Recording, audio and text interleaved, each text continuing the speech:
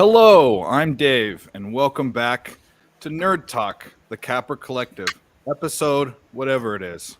Can't see it in the background. It's 20 something, early 20, 21, 22. I don't know. We do this crap twice a week, and we're back. If you've been here, thanks for coming back. If you haven't, well, we are a bunch of handicappers from all over the place, all over the world, even, although Terrence will not be here tonight and he will be shunned. But, anyways, we're from all over the place, all different sports, all different styles of capping, and we would cap things behind the scenes and on StreamYard and DMs, and we said, well, why not just cap it out in front of everyone and hang out, but mostly, win some money, which we did. We had a good week last week. We won 2.5-ish units. You can go on my page. I posted on Twitter. Originally, I didn't want to keep track, but I think it's good to show people that, you're doing well, and I don't put people's names on it. This is a collective. We all do that on our own pages anyways, but, the more heads, the better. And we're here. And when we do this, we got to have two of my favorite nerds. We got Marley and Nick. How you guys doing? Meh.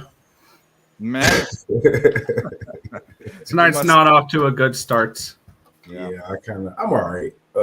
We'll see. It's still pending. But yeah, I kind of echo the same sentiments. Yeah. Yeah,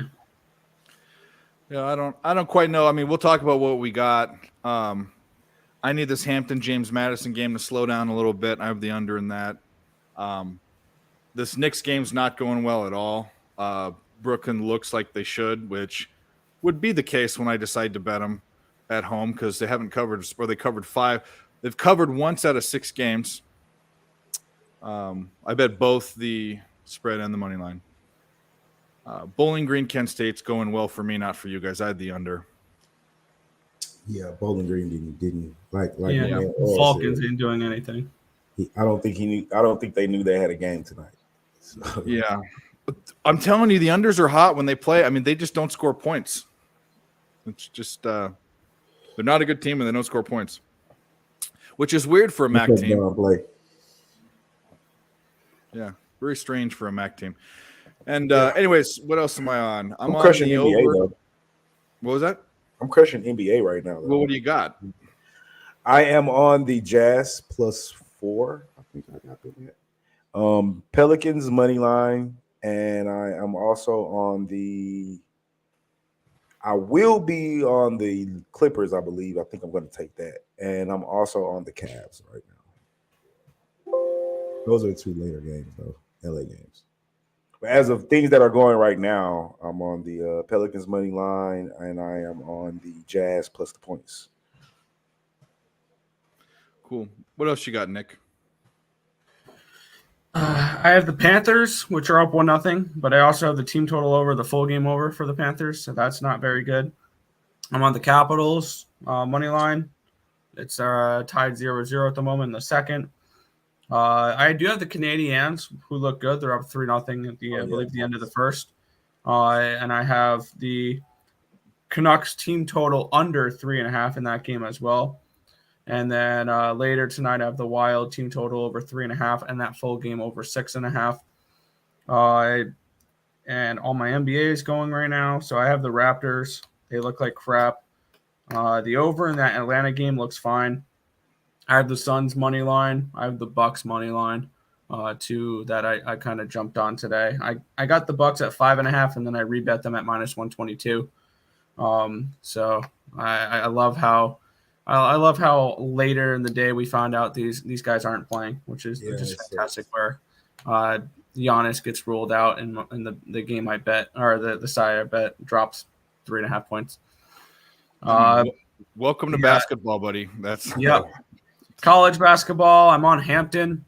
They are getting spread open, and I had the under in the American and Marist game. That game is soaring over the total. If there's one thing that I think we can rely on is Ooey Pooey going under the total, because I believe that game is slightly trending under at the moment. Let's see. Oh, I forgot this book doesn't have that as a live line, because why would it? But last time I saw IUPUI scored all of 4 points, so nothing new with them. It's currently 30-9. Wow, they've put up 9 points. That's impressive. I have under 131.5 in that game. Actually, it's kind of trending a little over. Of course it is. I have LSU and UMKC under 142, and that probably means this game is soaring over. Nah, it's okay. It's about right at the moment. And then I believe later in the night I have these started? No, I have Louisville at 10.5, Florida A&M plus 21.5, and the over in the Florida Gulf Coast game there. So that's kind of where I'm sitting right now. Not the greatest. Oh man, they're just this Hampton team's just letting them just drive down. They don't even get in their face. They don't put. I mean, here's the deal: 40 points in the paint, 44 for James Madison, 4 for Hampton. That's tells you right there. But anyways, man, is JMU playing Valley Forge again? Jeez. No, it's like they're playing the high school girls. That's what I'm saying. It's like they're playing Valley Forge again. Yeah. Anyway, let's start with handicapping hockey. And actually, this is perfect because we were going to start out. Can I ask a question? How do you handicap NHL? Well, we've got one very good handicapper. We've got one good handicapper. And then we've got me, who just started handicapping. I was going to say, I'm definitely not the good one. No, you're better than me. Trust me. We all have our own. We'll talk about it real quick, and then we're not going to go over every single freaking game. It's too big. I have 1, 2, 3, 4, 5 games that I'm interested in. If you guys have something you want to talk about, we'll do that too. But for me, how I handicap is first I cap the capper. That's the first thing I'm doing. I'm listening to advice from people that are better than I am. Number 2, I'm paying attention to who's in goal, and I'm looking at goals skating, which just means goals that you score, and then goals goaltending, which is how your goaltend, how many goals you give up. And I've been doing a lot of totals. I've also been on streaks and trends and riding teams like the Flyers. And then the other, they're fucking kicking ass. And then the last thing is Terry's forcing me to bet the Wild every game. So he told me that they'd be a profitable team. I said, well, I'll bet a half unit every game. I'm down over 2 units, so 4 bets. And I'm bailing if I get to 5, which means I'll be down 10 bets. But anyways, I'll go to Nick, who's the actual handicapper. What do you do? I can probably show it off here a little bit. I'll share my screen for for one of the games for tomorrow, for one of the games for tomorrow. I'll show off what I have here. This one is for the Islanders and I'm sharing my screen, by the way. Okay. This one is for the Islanders and the Coyotes. So what I do is, this is what my model looks like. So if you log into my model, this is what you'll see. These are the teams we're looking at: Arizona and New York. These are their previous 10-game opponents. This is their offensive expected goals for. I get these numbers from moneypuck.com. So and then there's the expected goals for, the expected goals against, and then this is what the expected goal total for that game was. So basically that plus that. So if this game played out exactly how expected goals there would have been 5.13 goals in that game. And then this line right here tells me how they compete against each other. This is the expected goal battle for me. And usually, I usually set this so it's if it's a positive here, it shows me that if it's a positive, meaning they've been winning expected goal battles, that is green. And when they are losing it, it's red. And it just moved up to the Calgary game. Cool. So we'll go back to Arizona and New York here, because that was the game we were looking at. So looking at it here, Arizona has been basically getting outplayed every game. This is basically what expected goals is telling me is, have you been being outplayed, or do you outplay your opponents? Arizona is one of those teams where they get outplayed every game. Islanders, they get outplayed some games. They outplay each other, outplay opponents other games. And then usually what I what I get here is that leads me to what is right here. These are the goalie numbers. This is how many goals they've let up so far this season. This is their expected goals allowed per the season. So he's given up 30, but if you use all of these numbers when he's in net right here, he should give up 36.95, which creates this number for me right here, which is basically this divided by this. That's my goalie number. I put it right here because then once I add all these up, divide them by 10, that'll give you your expected goals for per the last 10 games on average, and then against on average. And then basically I'll have 2.28 goals for, and then with this number, I'll look at what the Islanders have been giving up, so 3.16. And then I add these up, divide them by 2, so it gives you one solid number of how many goals they should score. Times it by this number because that's the goalie efficiency or whatever, and then that'll give me how many goals I project this team to have. So at this Islanders game, I project 2.87 to 1.95 and 4.81 goals in this game, which led me on to the under 6. So that's kind of how I do my capping.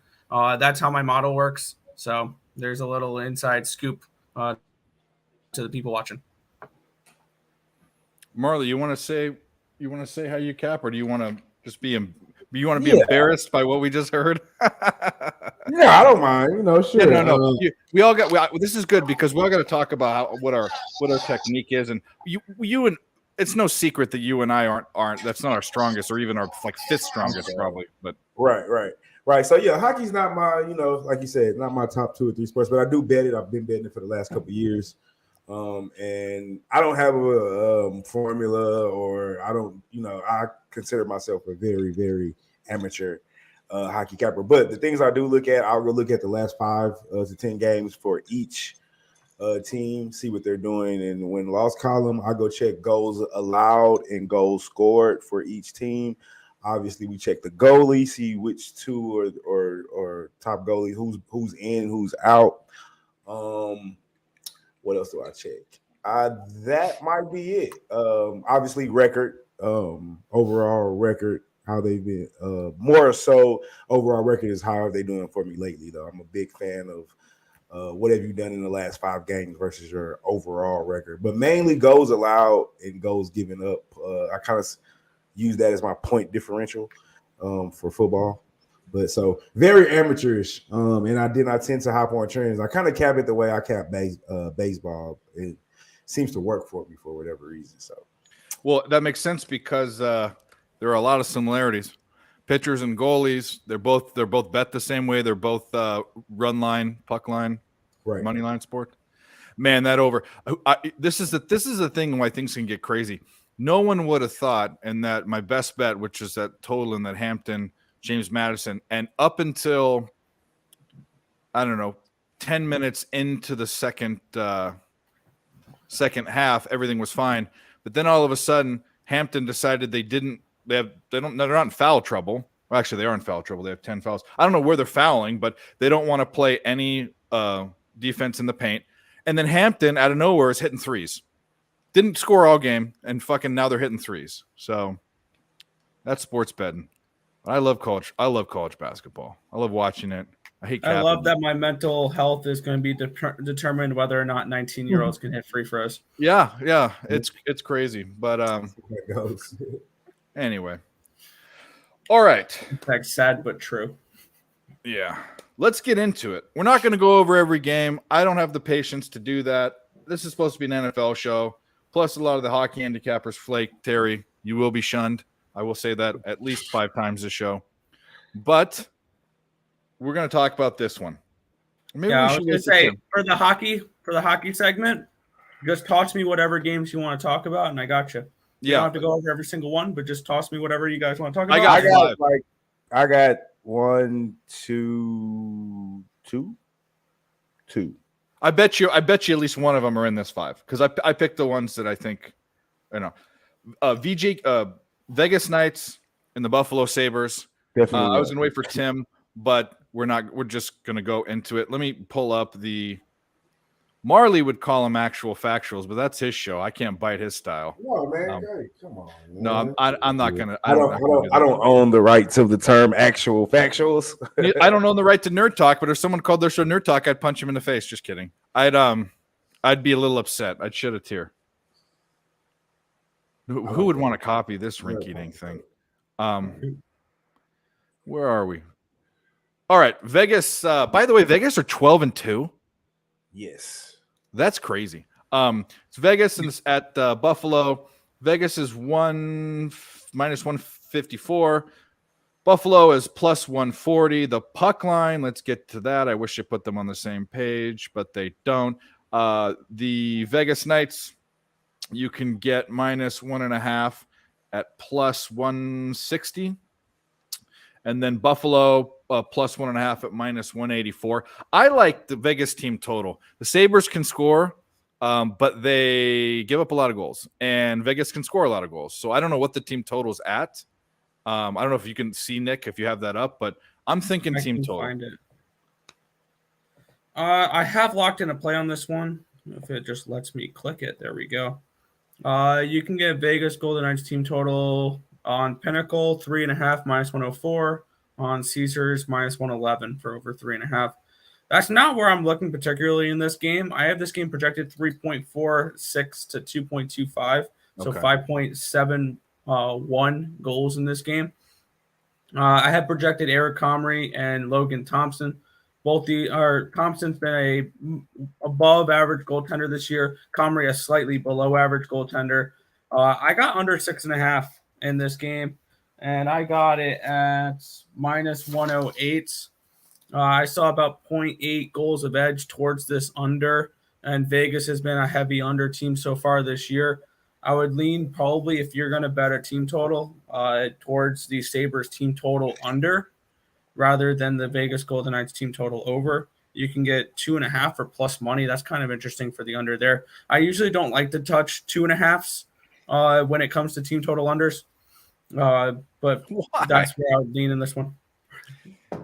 Razor says you look like you're going to kill someone. I don't know. Are you angry? He must think you're angry. He ain't angry, I don't think. Damn, Razor, why I look like that? I know. He's them fighting words.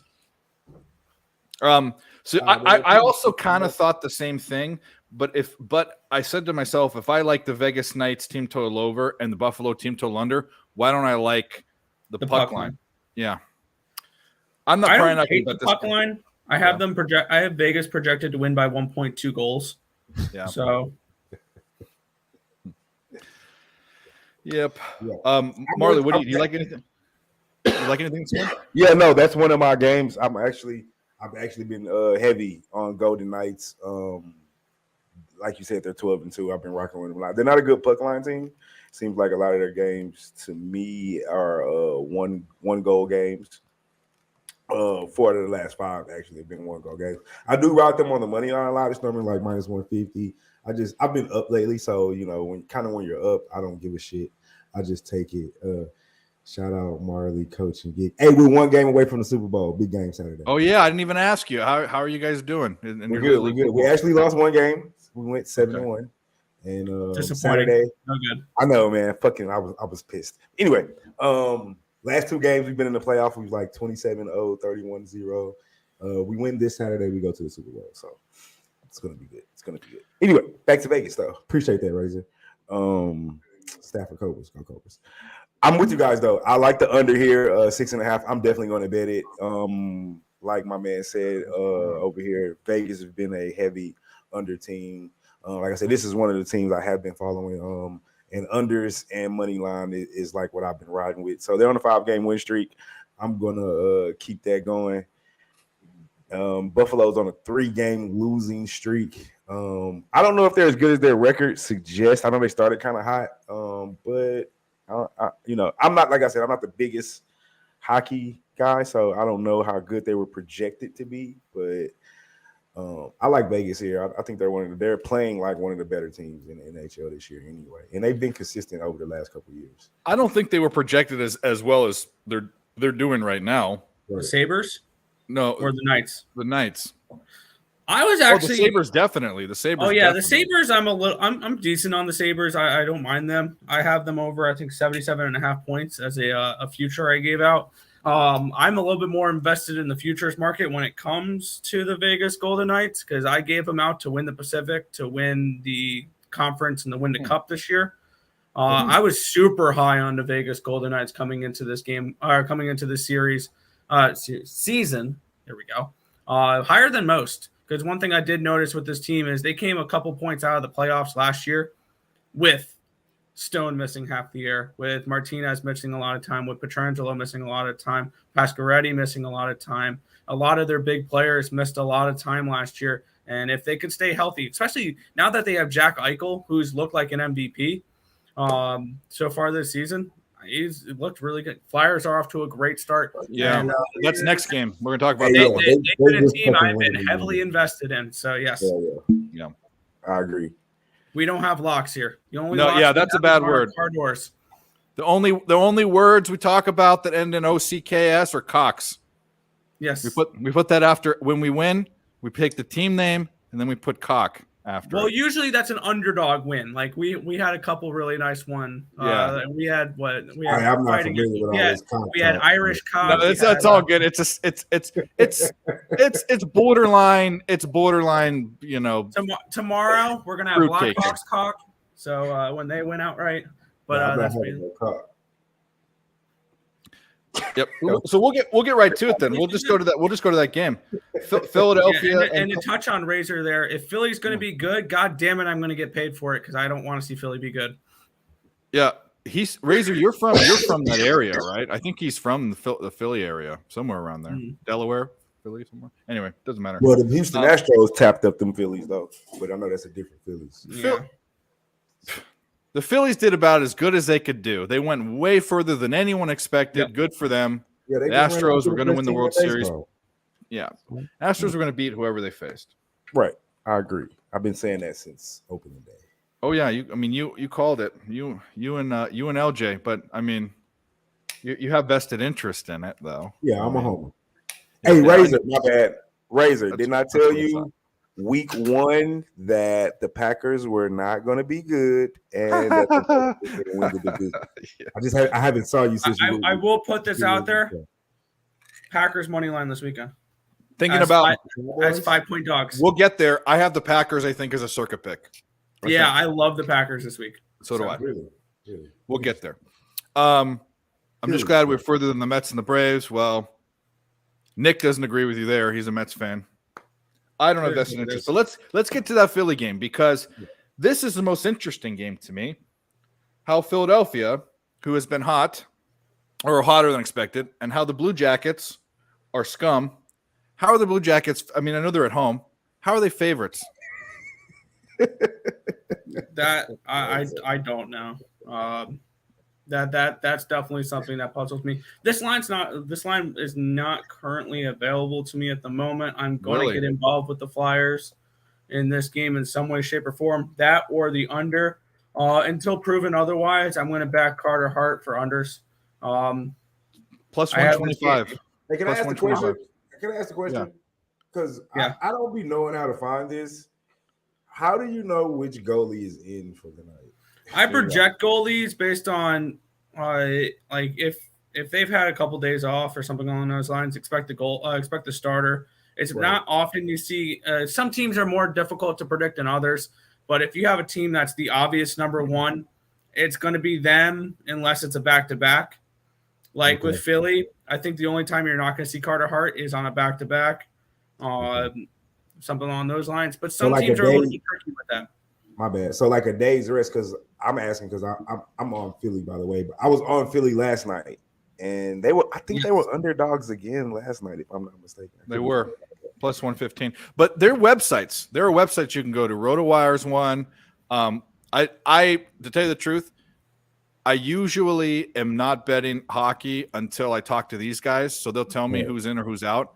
But RotoWire's the one. But I hear people bitching about how this site isn't right and this site isn't right. So I don't quite know where to go for the absolute truth. I don't think there is. I mean, they can all be wrong. It's just like baseball pitchers. Yeah, It's tricky. Nobody's right 100% of the time. But typically, if you can catch them not on a back-to-back, it's going to be the main guy. Yes.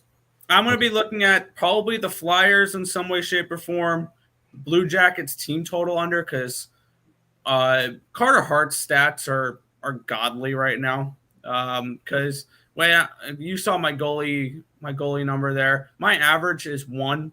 Like, that's an average goaltender. I have goalies that are up in like the 1.3s, 1.4s. Carter Hart this year is a 0.5. Obviously, that's going to regress back to, because I remember last year the best one was Igor Shesterkin at plus or at 0.75, 0.76 range. That's probably where the best goalie is going to be. So obviously that 0.5 is not going to last, but as long as it does, I'm going to continue to back the Flyers. Team total or opponent team total unders, full game unders, Flyer money lines, things along those lines with Carter Hart in that. Because right now he's my pick to win the best. Gotcha. Well, I'm on the Flyers. That's going to be a slam dunk. That's going on the page. That's going on the tweeter. Yeah. For sure. I got a plus 125 right now. Columbus is awful, and the Flyers. It's purely based on riding a team that's hot. Yep. And another factor is Columbus. Now they've had days off, but they're coming back from Sweden. Do we know why Finland. the line is what it is? Finland, do we have any idea why the line is what it is? I mean, we're all on the Flyers here. Back to back. I mean, well, they had right? a day's rest. No, Flyers aren't playing tonight. They're off That's right. tonight. No, because the Flyers have been a massively undervalued commodity. That's probably why. They're kind of like the Orioles right now, or what the Orioles were during the baseball season, where they continually were underdogs. And they would continually hit. And I fucking wrote that. Orioles. Yeah, I'm gonna ride the Flyers as long as possible. Yeah, because preseason I had the Flyers finishing last in the Metro, so I was way off on the Flyers there. So it is what it is. I do like the Flyers in this game. I'm probably gonna go Blue Jackets team total under and probably full game under, something along those lines. Okay, I gotta get on these team total plays. Team totals are where I specialize in, kind of. I think I want to ride with you on that Minnesota tonight. It's still at 3.5. I just checked it. Especially since Minnesota's been shut out in back-to-back games too, and now they're facing one of the worst defensive teams in hockey. So this is a get-right spot for them as well. They're going to drop 4-5 on them. And last night, this is the second half of a back-to-back for the Flyers. Last night, their star Kirill Kaprizov was ejected for a play that, once they reviewed it through the league, should not have been an ejectable offense. He did get a fine for it, but I expect him to come out pissed. And I sprinkled $2 on a hat trick for Kirill Kaprizov at 29-1. So I took a shot with that as well. But I think this is a game where the Wild score 5 tonight. Should we take the puck line? The only thing I'm worried about is it's Gustafsson in net for the Wild. That's why I went team total rather than money line or puck line, because I don't trust Gustafsson in net. And I think the Ducks can put up a couple goals tonight. I do have them projected for 3.88. That's why I like the over more than anything in this game. So, and Over if you're 6.5, yeah. And I kind of want to see what the line for this one is, because it's 6.5 pick 'em basically. I'm currently looking at a 6.5 minus 110. Yeah, and that's kind of interested here. Maybe try to mess around with this one a little bit. Maybe sprinkle a little bit on over 7.5, 8.5, and 9.5 alternative lines, because I think this could be an absolute shootout tonight. I have that option. Alternative. I'm gonna go ahead and put half units on. Do I want to? I'm not going to, but that's kind of an interesting look there, because I do have this game projected for 8 goals.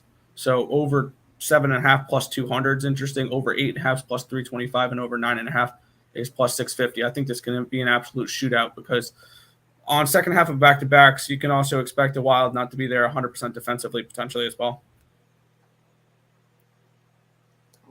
Yeah, I was forced to bet the Wild. As we know, I have no faith in them. Zero faith in them. But whatever. Kaprizov, Caprese, whatever the hell that guy's name is. I hear too much about him, and he doesn't do enough for me. And their goalie's name is Flower. So He's been better as of late, but the Wild have definitely played weaker competition as of late. Yeah. Anyways, okay, so we like Philly in some way. I'm on the money line. I'm on the money line. I'm on the money line as well. Might even be one of my plays I give at the end of the day. Someone will give that one, I'm sure. All right, next game I thought was interesting. No one might be on, but it's just because they've sucked ass so much. And that I'm talking about the Blues. They're playing San Jose, and San Jose is not a great team, but for plus 145 against a team that's, I mean, what do you think about that, Nick? Because I mean, San Jose is not a good team, but the Blues have been a almost auto fade. Yeah, this is one game that I'm frustrated with what I did bet because I totally missed. They already confirmed their goalie, the Sharks, tomorrow, and I had the wrong goalie when I made the bet. And when I switched out the goalies, it was a massive difference. My updated numbers, I love the Blues. Unfortunately, I'm sitting with the Sharks plus 159. Because I had Reimer in net, and it's Kakkonen. So I'm not really happy that His name is Kakkonen, and the Cabo Kakkonen, who's been pretty bad this year. 18 goals allowed and only 11.7 on expected goals allowed, which is he's actually graded as one of my worst goalies on my spreadsheet right now, 1.53-ish. So that's a really bad mark. A very limited sample size, though. I like the over more than anything in this game, especially with Kakkonen in net. And Binnington has not been great, but he's been better as of late. Did I type in those numbers right? Actually, he's 21 point. I like the Sharks better because their goalie's name is Kakkonen. That, to be honest with you. Oh my God, it's 3-0. I really like the over in this game. 3 over what, Marley? Pittsburgh and Washington in a second. Who's winning? Pittsburgh. Wow, Yeah, they're coming back. That's not fun. They'll be back. Anyway, what were you saying, Nick? Yeah, I like the over in this game as well more than anything. I have this game projected for 8.65 goals. Oh, wow. So I got over 6 in this game at minus 107. I'm well look probably towards the Sharks team total over because you're going to get that actually at a really nice price. And I have them projected for 3.95 goals. So this is a spot here where I'm going to be I'm on the Sharks money line. I want to fade the Blues. I was super high on the Blues coming into this year. They were really good last year for me. They've not been very good this year.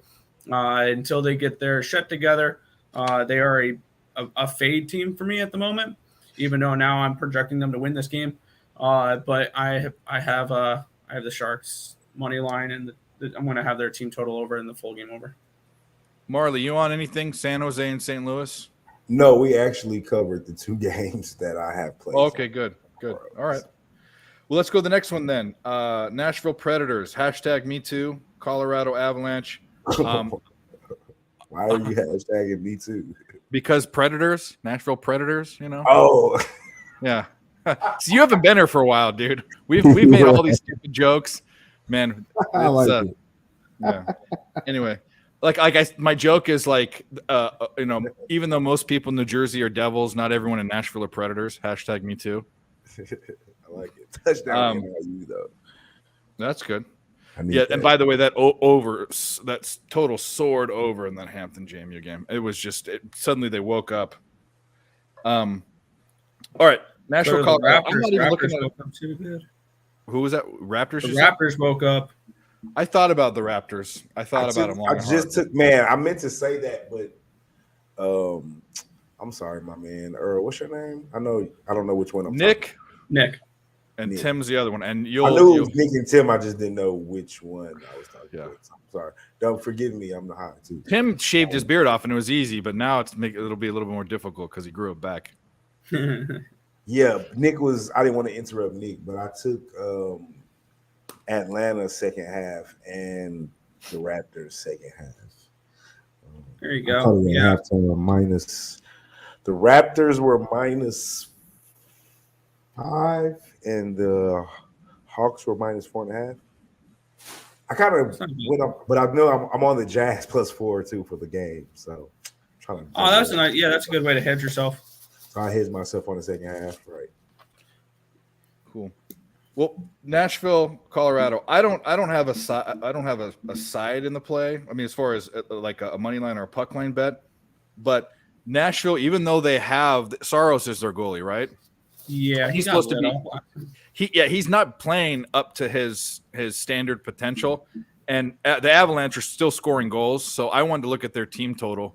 If you've got it up on Pinnacle, but that's what I'm thinking.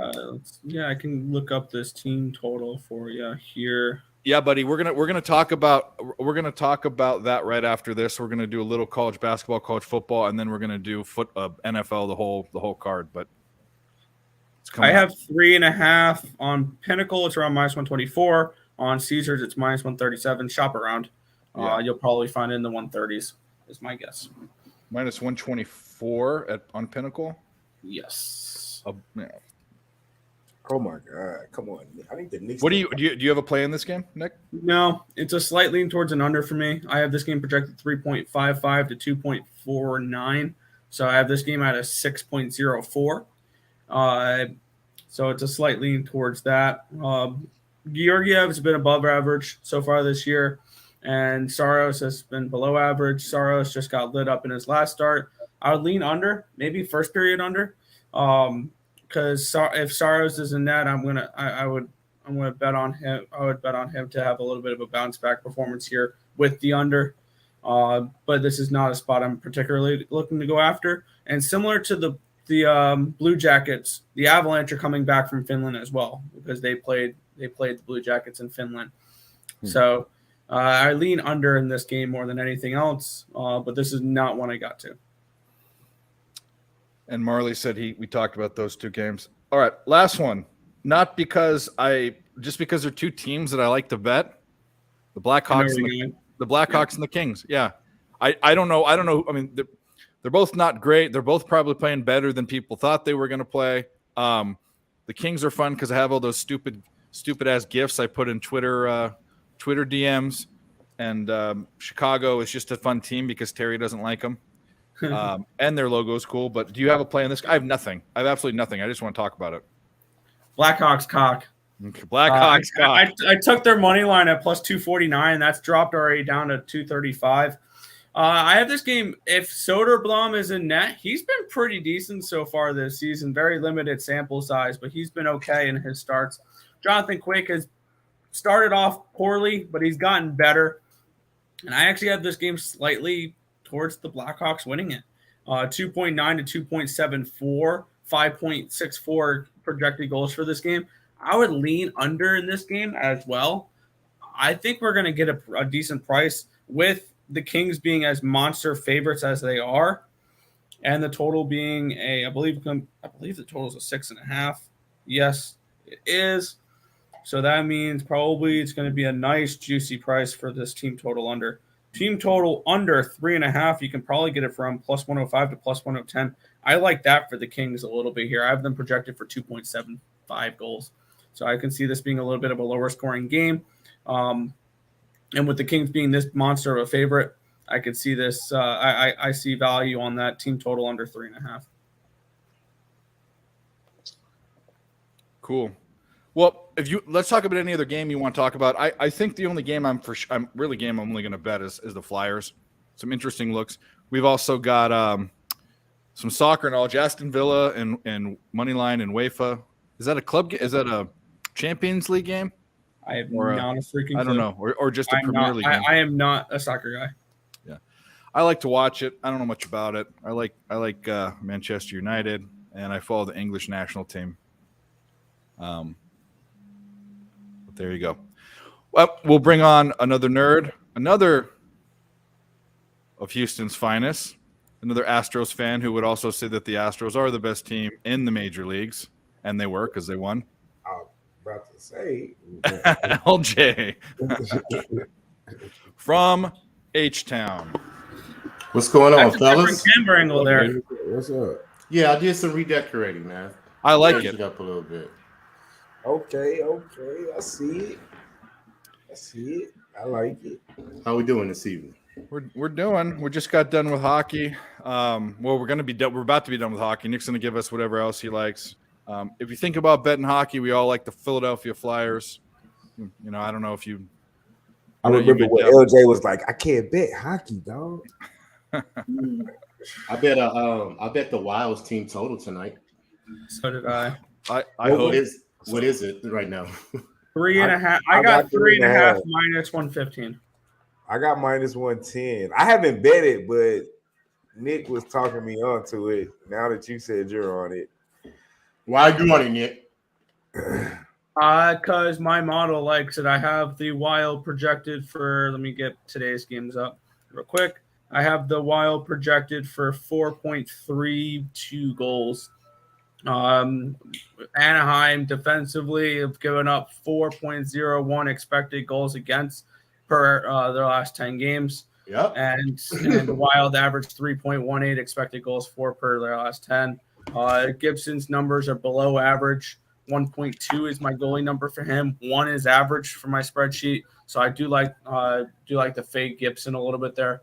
And after getting shut out back-to-back games, I expect the Wild to come out here and I think drop 5 goals on them. Hey, couldn't have said it better myself. That's exactly why I was on him. Terry wants to tell us what he thinks real quick, okay? And I'm actually very high.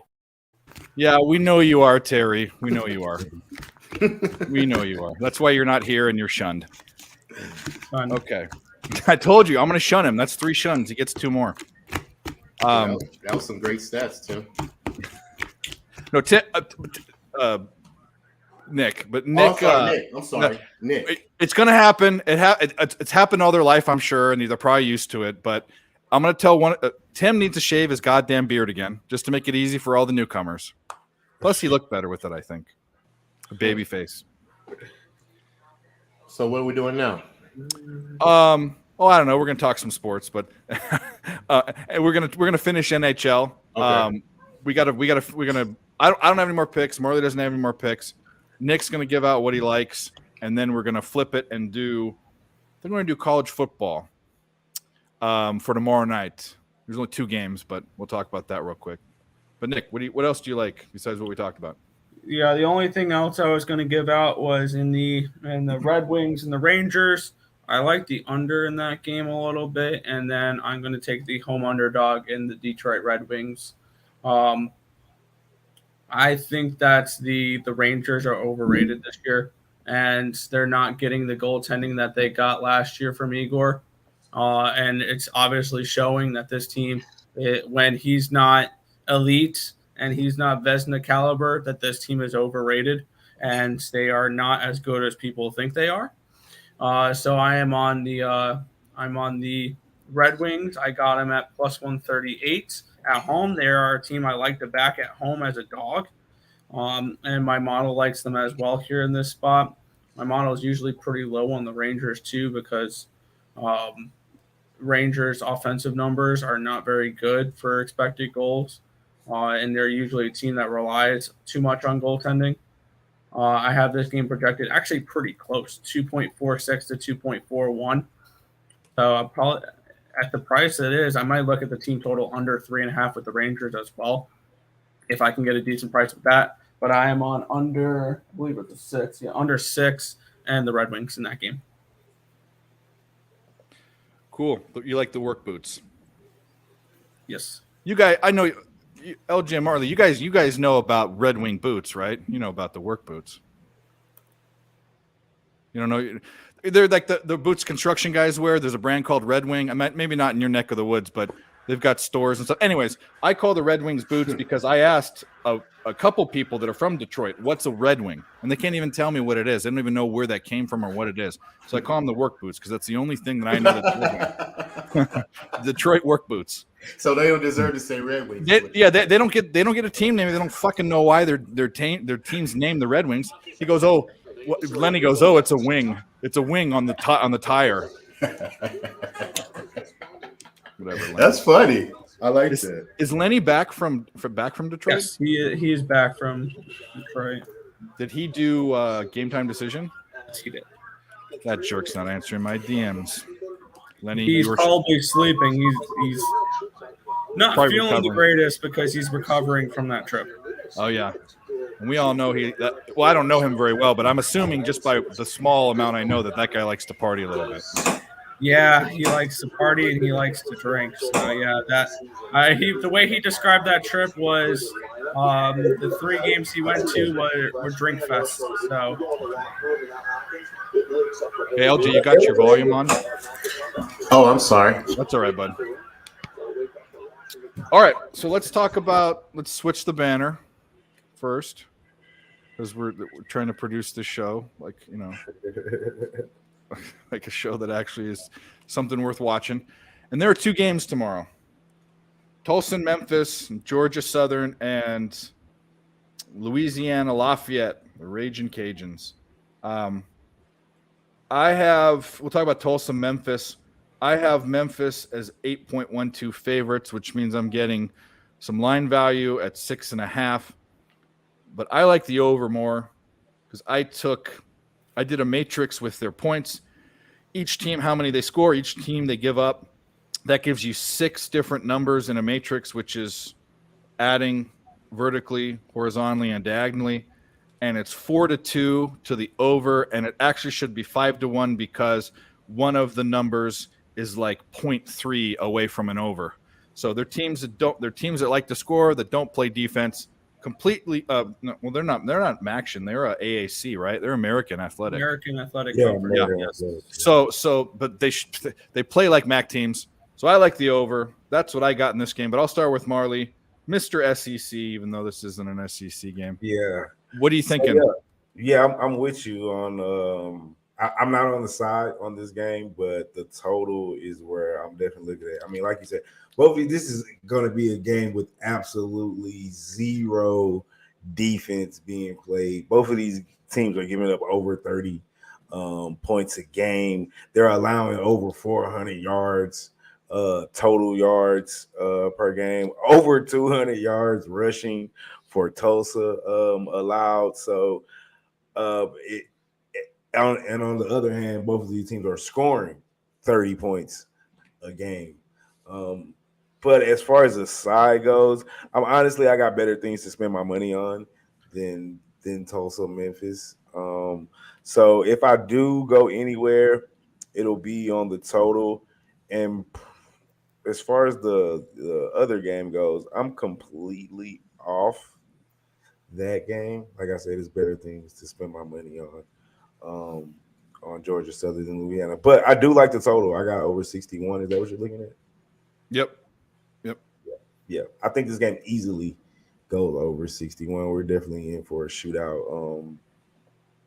But as far as anything else goes, I'm off this. I mean, both these quarterbacks thrown for over 2,000 yards already. So yeah, they both pass the ball. They both don't defend. I mean, one of them, I forget which one defends the rush, but it doesn't matter. This is going to be just I think it's, give me 1 second. It is, Tulsa gives up over 200 yards rushing. Memphis gives I think up it was 100. Memphis is a little bit better against the run. They still give up over 100 yards. They give up 135. So, yeah. Well, what I mean by little better, I mean it's not like they're bleeding. Like right.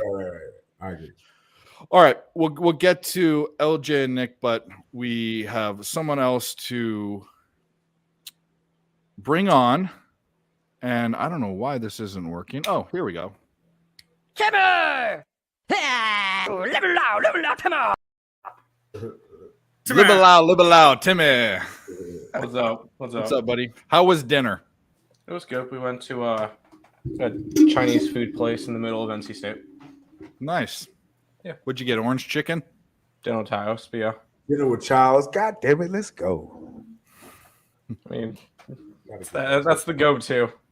I mean, at the end of the day, it's either cat or dog, so it doesn't really matter what you Or really pigeon. order. Yeah. It doesn't matter, but that sauce. No, it's not pigeon because birds aren't real. Yeah, I was about to say no. Pigeons are just cameras set up by the government. Never mind. They're dinosaurs. Yeah, there we go. What do you, Nick? What do you think about either game, Tulsa, Memphis, or Georgia Southern, ULL? I got to nothing. My only lean out of any of the games is to Memphis. Laying the points, getting under a touchdown with that is where I'd have to lean if I had to get to anything. But I didn't see enough value, and I got other college stuff to bet tomorrow with basketball and And I mean, I'm not going to force plays just because there's 2 games on. So if I had to bet anything tomorrow, I'm laying the points with Memphis. Just Memphis, I think, has to win 2 of their last 3 games this season to be bowl eligible. So that's kind of where I would lean for them. But no, thank you. You know what I always wondered about that is, I mean, if you're an athlete, and I played in high school, I didn't, anywhere I could go for college was not as good as where I went for grades. But you're competitive. Like, I'm a competitive guy. Anyone who played sports, I think a lot of sports bettors were people that did play sports or competed in some way. Yep. A lot of them are poker players, a lot of chess players, just anyways, competition. But I always wondered, like, how much of it is, we're bowl eligible? Because if you're not going to like the national championship or a big bowl, like for me, and granted, I went to I'm a fan of, and I went to a school that was always in like good bowls, but who gives a shit if you go to a bowl or not? It's just another game. I'd almost want to go ahead. Some teams do. Yeah, because you went to USC. They're used to going to the national championship. Yeah. I'm saying as a player, as Carolina. I get when it. have you ever seen them in a national championship? I get it, but okay, I'll rephrase this. If you're what's the difference between just wanting to win? If you're a team, if you know you're not going to win the national championship, if you know you're not going to do anything great, what's the difference between just wanting to win or being motivated to play another game? That's the question. I mean, some of these players, it's an opportunity to show themselves off for one more game. Exactly, it's another game for them to get scouted. Yeah. And they do scout bowl games, so it's a game that they can get scouted. Plus, with some of these smaller schools and the smaller conferences, hell, the bowl game is the biggest game they're going to have all year. That is their only sense of a playoff game that they're ever going to be able to do. So going to a Myrtle Beach Bowl or a Military Bowl or a Birmingham Bowl, even if it's a small one that a USC person go, fuck that bowl. No, some of these teams actually are excited to go to bowl games. I mean, you saw what Kansas did when they finally clinched bowl eligibility. Some schools that haven't done it in years, they're fucking thrilled to go to the Bahamas Bowl. Well, that's a bowl game I'd want to go to. Like, so there are some bowls. You know what I mean? Yeah. But like the Sun Bowl that's in El Paso. You guys been to El Paso? You guys have been to El Paso, the Texas guys? I've been through El Paso. I mean, I don't care. It's my show. El Paso is not a desirable destination. I know people that live in El Paso and all that, and that's great and fine. But if you're a bowl game, it's like going to Boise, Idaho, or going to like somewhere in Missouri, just out in the buttfuck nowhere. It's just another game. So that's a good point that they're scouted. I just always wondered, like, the Vegas Bowl is kind of cool. Where they play it is not that great, but it's cool. Yeah. For people that have never gone. When you're an athlete, man, just to play another game is always cool. And you know what? Some of these players have like they care about what they're doing.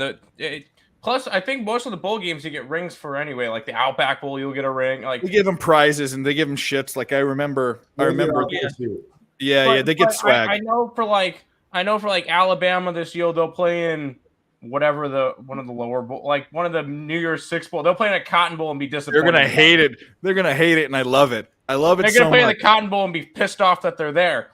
But hell, if East Carolina makes the Military Bowl, they're gonna be excited and ready to go. So it's just like it's just the difference between the colleges. It's just the same deal with basketball. If you look at it, certain as a team like Kentucky will sit there. Fuck, we got a number 2. We only got a 2 seed in the bracket. We suck. Meanwhile, you get butt fuck nowhere in like Longwood celebrating a 16 seed. Yeah. Like, the dance is different. The dance is different than like a shitty bowl game. Yeah, I don't know. But it's just the point of the philosophy. No, because Longwood, when they're celebrating a 16 seed, they have an opportunity. Granted, not a very likely one. They have an opportunity to win a national championship. Yeah, I think that there's nothing. There's the best playoffs in any sport is the big big. Yeah, 100%. It's not even close. It's just a thought process on the school. No, there is no sport. You think the Stanley Cup playoffs or anything like March Madness? No. Absolutely. You're crazy. I think no. I still think March Madness is the You best. have 64 66 teams. You have all all these people that are dumped into one bowl, and any one of them can win. Anyone Correct. technically. Can I don't win. know. Anyway, we need to go back to college football. Tim, Yes. what do you think about the games tomorrow? Tulsa, Memphis, Georgia Southern, Louisiana Lafayette. I have college basketball to bet. I don't care about those. All ones. right, that's fine. Well, I honestly, at this point in this year, we're forced to, because all the sports are active right now. We're forced to have to set certain sports on the back burner. Yep. And a normal Saturday when we have 19 to 20 college football plays, we're dialing it back down to 7. Like we're bringing it down a little bit because college basketball we're gonna have 25 to 30. Yeah. Like I'd rather bet college basketball and have a little bit more of an edge on that sport than to bet college football right now. So when it comes to it, if I don't need to force a play, like today we kind of forced the play. We went with Bowling Green and they're getting blown the fuck out. So I'm not. When I know that we're going to be able to make money in college basketball, I do not feel the need that I have to go and bet college football. I got That's you. just me. I'm the same way. I make more money. It's the sports I like to watch the most. Well, I wouldn't say that. Football, NFL football is my favorite thing to watch. It's my least profitable just because of the edges. Fair.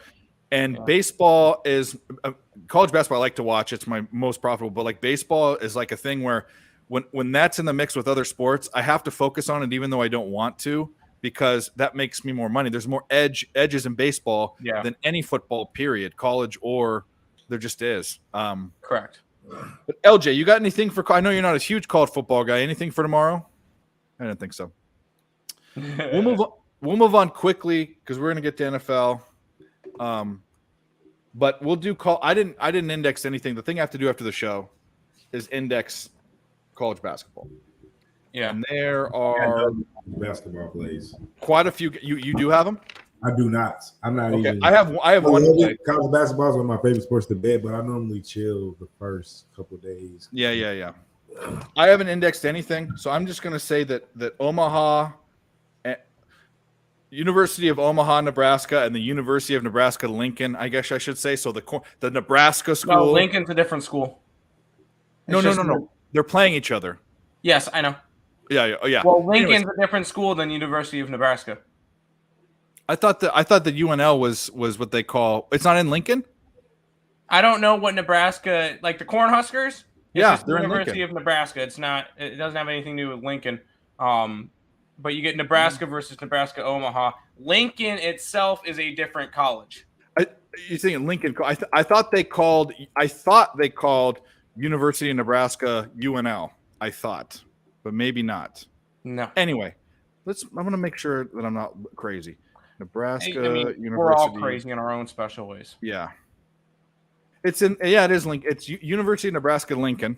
Really? And University of Omaha, Nebraska. Anyways, it's Omaha and Nebraska. It's the Cornhuskers and whatever the fuck Omaha is. And Omaha's in the Peyton Summit League. Manning game, got it. Yeah. Omaha is in the Summit League and Nebraska is the Big 12. It is one of those games where now it's 2-2, but I have a model for a game where there's a favorite of over 15 points and the total's over 150. It's at 153.5. That was horribly wrong today. Hampton decided to shoot making threes.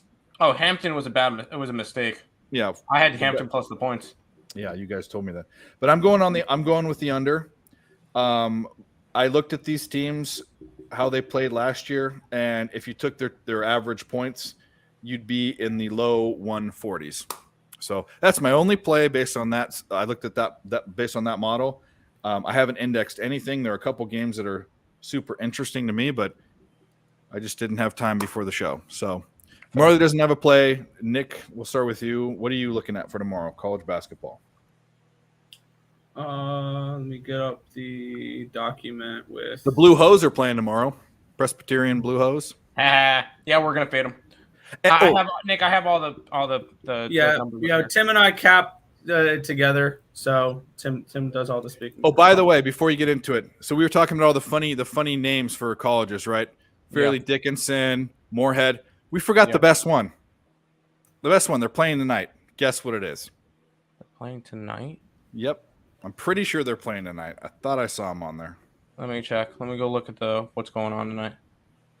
Yeah, they're playing tonight. And the game's tied, or at least according to Google. I didn't punch it in ESPN, but You got Bellarmine? it's along the same vein of Moorhead and Something with Lipscomb? yeah, Lipscomb. How is that not like the worst name ever? Especially if you pronounce things wrong. You know those people that have like that weird affect where they, I don't know, not lisp, but just they pronounce syllables weirdly, like the Canadians process. Anyways, Lipscomb. By the way, Nick. Shout out Lipscomb. By the way, Nick. Ooey Pooey's under. I'm gonna ride with you for that from now on. They've got 28 points so far tonight. There's 12 and a half minutes left in the game. Yeah, They scored their first point about 8 minutes into the first half. they're awful. They're the worst ranked team on one of the indexes. The worst ranked team. We don't have them as the worst ranked, but we'd have them favored against like against like Mississippi Valley.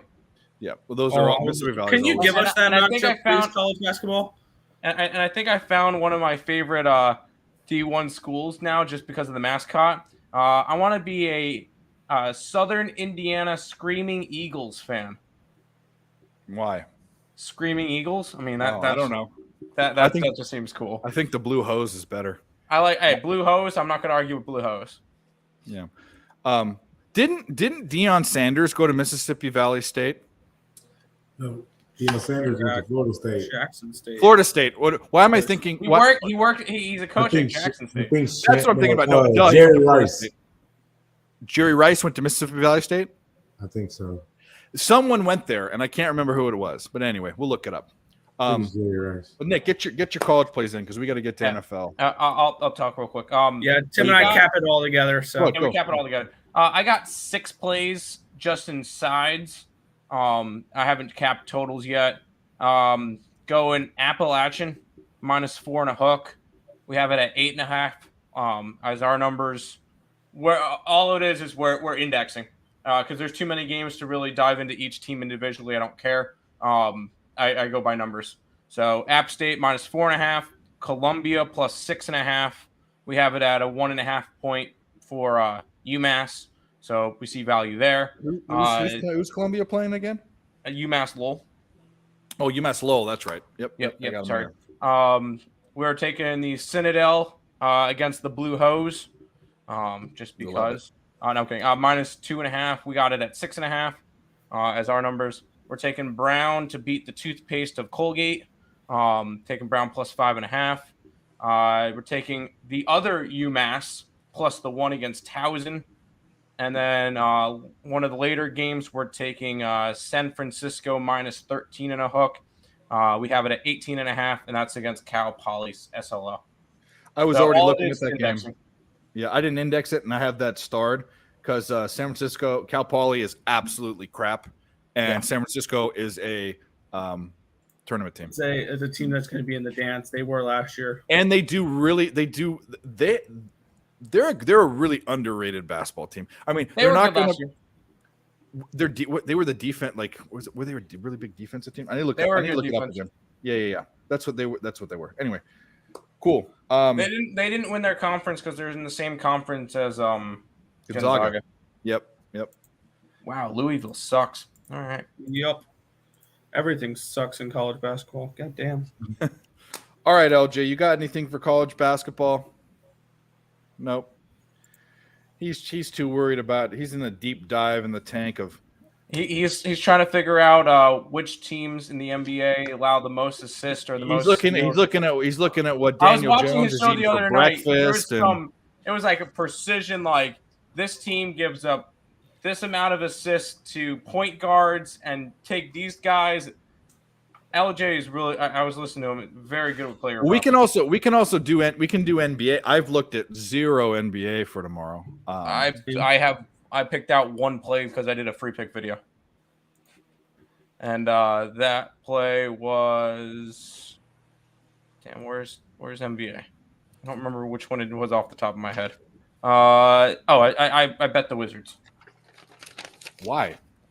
because Dallas is on a second leg of a back-to-back, and Most irrelevant team. that's fantastic. in all of sports are the Wizards.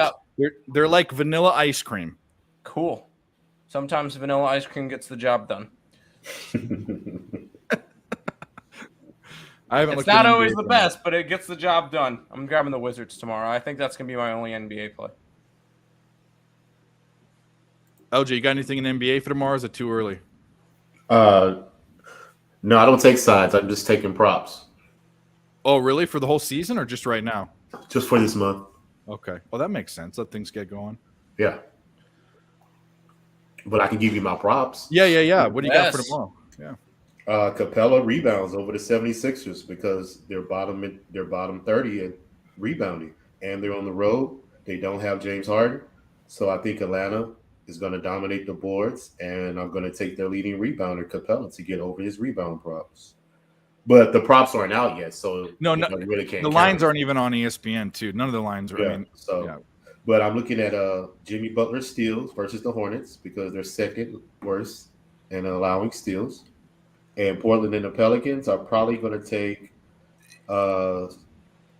Brandon Ingram's points and Damian Lillard's points. But I got to see tonight because Portland plays tonight, don't they? I haven't seen Lillard come back from injury yet. Is it his first game back today? No, I think he came back the other night, but I haven't seen him play. They already played. They won tonight. They did? Yeah, they beat the Hornets 105-95. Okay. Let's take a look and see what he did. We'll pull it up. Yeah, let's do that because I'm doing it right now. He had 26. Yup, he had his average. Josh Hart, 11 rebounds from the shooting guard position. He gets 11 rebounds. Wow. Just out rebound the whole team, bro. Plumlee, double-double. Now, yeah. I'll take Damian Lillard's points again. But nothing official. Just browsing through it just to see. We can get on to this NFL. Yeah. Nick Marley, you got anything for NBA tomorrow? I haven't even looked yet. Yeah, I haven't really made anything quite official. I'm going to look at that 76ers Hawks game. Hawks coming off a back-to-back. I'm going to look at the Hornets Heat game because the Hornets are coming off a back-to-back. But because the line, I don't have the lines yet, so I'm not exactly sure how I'm going to go. Cool. Well, let's just do it. Let's just dive right in to NFL, even though that says week 7. It's not week 7. This week's week 10, right? Week 10. I was really interested in a lot of games. I have some. Well, I always have some odd picks that everyone kind of thinks are odd, but I'm an odd guy. What can I say? Atlantic. We'll start with tomorrow's game. The Falcons and the Panthers couldn't be two worse teams to pick for a primetime game. I'm telling you, this year, whoever scheduled primetime games needs to be fired. They hate Jeff Bezos. They have something out for him. I'm convinced. Jeff Bezos, the Amazon Yeah, guy? because it's on Amazon Prime. Oh, it is. I feel like when they offered the package for him, they're like, okay, what games do we have? All right, early in the season, we get the Chiefs and the Chargers. All right, what else do you got? Nope, we're not showing you everything else. Fuck you. You want it or not? He opens up and he sees Panthers and Falcons. He's like, fucking hell. Anyway, so I mean, it's just this dog shit game. I have it basically at a pick 'em. So I guess you lean to Carolina, but it's going to take pretty much a gun to my head to bet Carolina for the rest of the season. I have zero. I mean, I have way more interest in other games. I have way more interest in other plays for tomorrow. I guess I kind of have to. I mean, in thinking about doing a video and getting views and that kind of stuff, I guess I maybe have to pick something. So I'm going to come up with something after the show, but right now I got nothing for this game. We'll go reverse order. LJ, what do you like tomorrow? Nothing really. Both these teams give up 25 points a game. They're both bottom 5 and 9 offensive categories. So I don't have nothing for this game. And the Falcons are 3-loss. They're on a 3-loss ATS streak. So if you think they're going to beat their ATS streak against the Panthers, then hey, go for it. But do we like that young ho tomorrow? I think Young Ho might be a look. He may be, but I've kind of slacked off on field goal kicking because Yeah. they're too inconsistent. Yeah. So I would take probably the under first half because the Panthers are averaging 8 points at home in the first half, and the Falcons are averaging 9 on the road. So I would take that as a lean. But other than that, because the second half they can give up points and it can go over. So Yeah. I'm staying far away from this one. Cool. What do you got, Tim? What are you thinking? I already probably know what you're gonna say, but Oh, this one's a combination one. What division is the Cardinals in? The Panthers in? NFC South. How about the Falcons? NFC South. Oh, it's a NFC South. divisional game. Under. Oh, what time is it being played at? Oh, prime time. Thursday Under. night. Yeah. Yeah, under. A lot of people will see the 37, 34 game or whatever from a couple weeks ago. I don't care. Under. What if this is just like, you watch bum fights? I was gonna say something else, but I got a bit PC because apparently YouTube's manually when they. Oh, by the way, in case you guys didn't know, Nick and Tim know, I got copyright infringed on the watch party. I did a watch party after PSR. Cap came on and Guns Picks came on. And these guys came on and we did a little watch party. And because it was only on my channel, I played the Ultimate Warriors entrance song because I love that. And I didn't think I'd get demonetized. Well, I'm not demonetized. I didn't think I'd get copyrighted. They waited days, and this time they sent me an email that said, we did a manual check, which I don't know if it's manual. Who the fuck's going to wait through 4 hours of show or 3 hours or something, whatever. But apparently I'm being watched. All of the 100 views that I get, or less. But I was going to say retards fighting, but I'm not going to say that, even though I just did.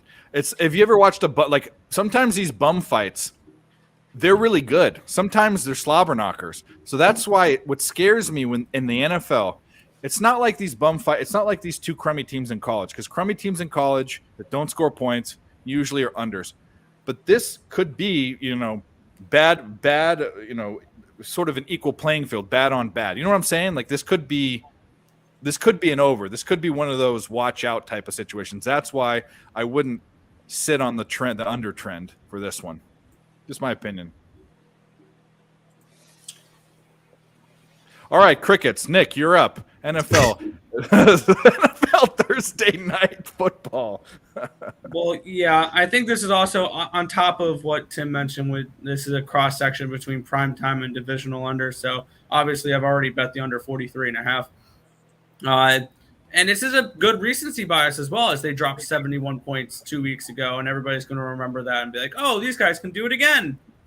Look for the opposite to happen here. I also like Carolina in this game. I took 3 points with a primetime divisional home dog. So I'm on the dog in the under in this game. Panthers, I think, win this game outright. I'm not super high on the Falcons, and I'm expecting them to regress here. Short week. I also had to give out props for picks and parlays today. I'm not betting them. I can't stand doing prop videos because they keep giving them to me, and I can't stand doing them. But because I don't bet props, so I totally bullshit them. But I gave out under 166.5 passing yards for Mariota, and I gave Mariota under half a passing touchdown at plus 185 as a nice little plus money stab, as I'm expecting Panthers and under. And I think if the Falcons do score, it's a running touchdown. So those are a couple props I gave out as well. But yeah, I'm on the Panthers and the under here.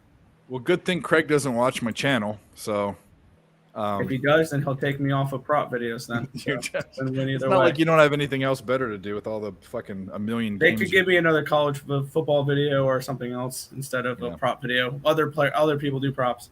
Maybe Terry does props. Why don't they let him do it? He'll do Justin Jefferson and fucking Josh Allen. Every single pick will be Josh Allen and Justin Jefferson. That'll be it. Josh Allen's injured. Well, not now, but we'll get to that game. That's an interesting game. But anyway, Marley, you got anything for tomorrow, Thursday Night Football? No, man, I don't. I mean, I lean under. It's just the Thursday night rules, home team in the under, but I'm not. I think the Panthers suck. I think their quarterback. You think? I think their quarterback. Both teams suck. See? Yeah, I don't like betting on both teams that suck. So I'm not a big force your play kind of guy, especially this time of year, man. It's just too much shit going on every day to be like forcing stupid ass plays. And like, I lean under. I wouldn't bet a side, not at minus 2.5. If it was a pick 'em, I think I'd take Atlanta just because I think the Panthers are terrible. At least Atlanta has played decent football in spots. Aren't they winning the division? They were until this. Not past week. anymore. Tampa Bay won, so Tampa Bay's got the Oh tiebreaker. yeah, that's right. Right. And Tampa Bay stole a game from Atlanta when Brady tripped the old boy and tried to kick him and shit. And they threw that flag. Yeah. Atlanta should have Oh won yeah, that that game. weak penalty. Yep. Yep, and they gave him win. But anyway, yeah, man. I mean, I lean under. I think Atlanta's the better team, but you don't take Very slightly. very slightly. I agree. But you don't take road teams on Thursday night, so it's just No.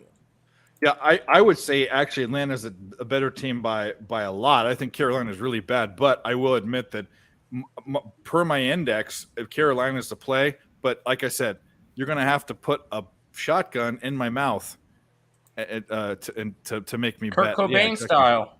Yeah, who's you have to starting? Is Baker starting or is PJ Walker starting? Baker. Did you see PJ Walker's stats? See, He had a very solid 0 QBR rating. right. They're in We should deep go trouble. back to the XFL. He should. And that's starting The back NFL up wants him. soon. Yeah. Anyway, let's move on from this crap. Oh, by the way, we're gonna welcome in. Holy shit! Look at this guy. He grew a mustache. We're gonna welcome this guy, but we're gonna remind everyone because we all have different styles, and this guy's style is very unique. So we'll remind everyone.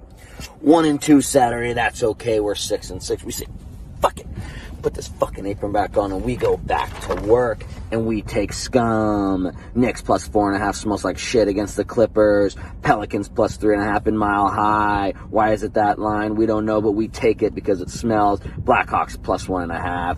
Hammer poop, folks. Let's go. Let's have a Sunday. Blackhawks plus 1.5. There he is, Mr. Hazmat Feet Hammer Poop. What's up, dude? What's up, guys? Hell yeah. You just get done making a baby or You what? changed me from hammer poop to hammer cock. I love it. Yeah. Well, by the way, this cock thing is catching on because I'm in all these DM groups, and after every poopy play that hits, we say like Flyers cock or Black Sox, and everyone's doing it now. Isn't it great? Yeah. We had that a few years ago. Someone was like, "Where'd that come from?" I'm like, "I think it came from just like originally betting South Carolina or something like that." And we're just like, then we just added it at the end. Yeah, so that means tomorrow night after tomorrow night's game, we're gonna say Panthers cock. Yeah, they win. exactly. I'll tell you what. I don't care. People say people have said I'm immature. Suck a dick. I don't care. Banana Grapes doesn't agree with us, but that's fine. That's fine. We all have our own opinion. Here's what we're gonna do. Marley's got to get out of here, so we're gonna get some picks from him. But Marley, don't leave us yet. Share the blunt, homie, before you go. Oh man, I just smoked a blunt and a joint. And well, let's do this before we move on. Do you have anything in the poop fest for tomorrow? Because if there was any game that you'd like, it'd be the Falcons, primetime Falcons versus Carolina. I really think I might put it in the contest. I haven't played any Thursdays yet, but I was hoping it'd be 3. It's 2.5. It's disgusting. I'm sweating out. Well, I'm not sweating. It's going to hit, I think. I did Kent State Maction. That's disgusting. Why is 3 and 6 favored over 5 and 4? We were on the opposite side. Disgusting as fuck, but I think it might hit. But yeah, I'm going to do Panthers tomorrow, and along with other poop that we will talk about tonight, but I'm interested to see what Marley Cock has on deck for us. all right, MC. What do you're on your way out? Yeah. Let's do this. Let's look at any NFL games you're liking, and then we'll get to your 3 plays. They can be NFL or whatever. So, what do you like? I only liking 2 games in NFL thus far this Sunday. I actually like the Seahawks plus the points against Brady and them, and I think that game is in Munich, if I'm not mistaken. Yeah. It's in Germany, correct? Right. So, and I just like the way Seattle's been playing. Geno Smith, the solid on defense. The Bucks have just really been playing awful. They escaped last week. I'll take the 3 there, and I'm really looking at the Titans taking care of the Broncos -2 at the crib. I'm not high on the Broncos, and Russell Wilson he's a cornball. And, the Tennessee Titans defense, they're going to get after him up front. I think it'll be a low-scoring game, but Derrick Henry is going to pound the ball. He does it against everybody. Yeah, his props have been – I laddered his rushing prop last week, I think, or was the week before. I laddered it full unit 4 times. I just smashed the shit out of it because he ran for like 200 – was it 200 yards or 180 yards? I don't know what it was, but anyway. All right, dude, give us your 3 plays. What do you you can give us 1 play, no plays, but any sport. Talk about for tomorrow, right? Tomorrow or the weekend for only thing you do in the weekend's NFL. We're going to save college for Friday. Definitely going to be on those flyers tomorrow. I'm definitely going to be on the TCU Texas over. Are you gonna be here on Friday?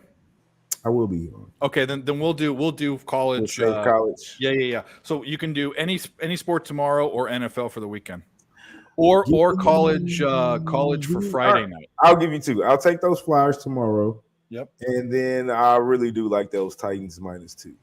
Is what I see. I by the way, that's a circa pick for me as well. So I like that. And then we'll talk college on Friday. Cool. All right, buddy. Plug whatever you want. I know you're doing shows in your channel. I know you were sick, but let's get. Yeah, man. We're out for a little while. I was sick, and then I run my own business, so I had to catch up for the week. I was sick, but we are back, brothers and bets. Capping everything from NFL, college basketball, NBA, college football. Even we'll throw a little hockey in there from time to time. So check us out. It's at Brothers and Bets right there next to the at Marley_bets. Well, thanks for coming by. We appreciate it. Go relax, smoke another joint, do whatever you do. Yeah. All right, dude. Appreciate you. Peace, brother. All right. All right, next game. We'll go back. We'll start reverse style. We talked about a little bit Seattle and Tampa Bay in Germany. By the way, kudos to Brady for a game-winning drive, but he just looks old. He's got it in his brain, but he doesn't have it. I'm going to shuffle these around, but he doesn't have it in his game. I have the Tampa Bay Buccaneers as 2.31 favorites. Line's at 2.5. That's perfect. I've stayed away from these Europe games, except for Jacksonville, which is almost an auto fade every week for me. So I have 0 plays in this game. We'll go to LJ. LJ, do you like anything Seahawks Bucks in Germany? Yes, I do. The same reason I felt that the Cardinals should have been favored over Seattle last week. I don't understand how the Tampa Bay Buccaneers are favored over the Seahawks. The Seahawks are 6-3 ATS, 5-2 as an ATS dog, and they're on a 4-game ATS winning streak. Mind you, the Bucks are 2-6-1 ATS, 2-6-1 ATS as a favorite, 0-4-1 ATS at home. But I guess it's not at home. It's in Germany. It's in Germany. Yeah. Oh, okay. So that makes them a favorite because it's on a neutral field. I don't know. There's one thing I like those stats. There's one thing you have to take into consideration with the Bucks and Seattle, and I think they're kind of coming back to earth, is that Seattle has had disrespectful lines for how well they've been playing, and the Bucks have had too generous of lines for how well they haven't been playing. So I think by now maybe the books are kind of figuring out this Seattle team's not so bad, and this Bucks team is not as good as we think it is. And you can see that in the indexes. I don't know, Nick, if you're seeing it. The Bucks have been CX have been coming up, and the Bucks have been dropping week by week. Not as much as I think they should be, because I think the Bucks are kind of a maybe fringe top 10 team, maybe. Ish. They're They're kind of a they're almost in mediocrity in the middle, I think, if I was doing my own indexing. But and I guess since I brought you up, we'll go to you. What do you think? Well, wait a minute. I didn't get LJ's pick in this. First half, bro. First Seattle, half? they're 7-1 ATS in the first half. I'm going to continue to ride that streak. And The Bucks are bottom 10 in 6 offensive categories, and Seattle has the number 1 defense since week 6. I don't understand how the Bucks are favored, so I'm just going to take the money with Seattle in the first half and get out because, who knows what happens in the second half. But as far as the tendencies of both of these teams, Seattle's averaging 16 points in the first half. The Bucks are averaging 9 or 10, around 9 or 10 in the first half. So yeah, they're anemic, and it's a run game, but it's also Brady. He can't throw the ball more than 15 yards. But anyway, Nick, since I mentioned you, you can go next.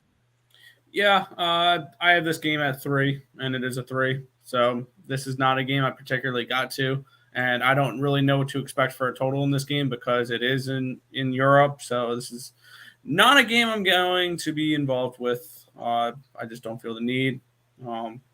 Similar to last week, I don't need to bet a Bucks game.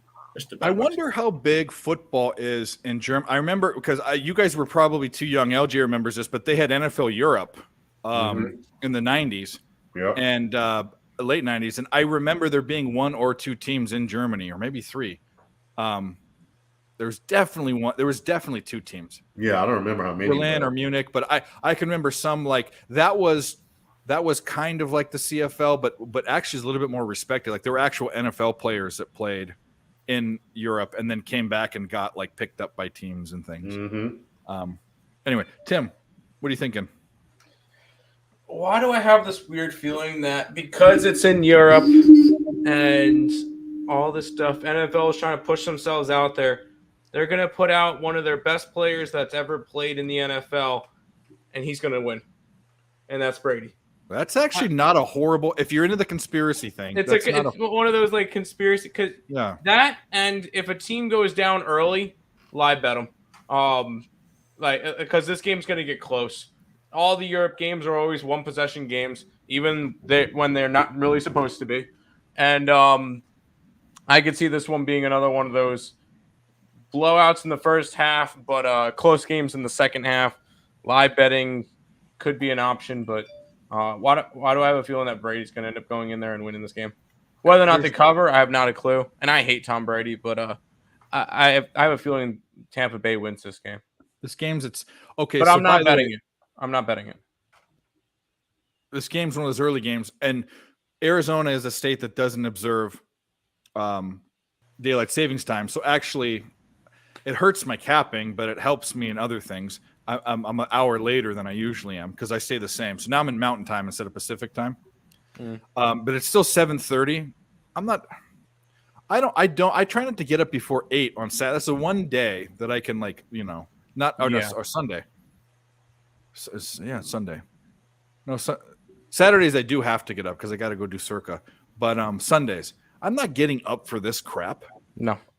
Nope. But maybe Hammer Poop is because he's in Pacific Time. So Hammer Poop, what do you think about this game? We were joking. One of our buddies is coming down from NorCal, and we want to do chugs and get fucked up at 6:30 a.m. So we might. My buddy Joe's house. And I have chili cook-off later that day, so I might just be torched all of Sunday. Torched and with diarrhea. Oh, God. Torched cock. But, yeah.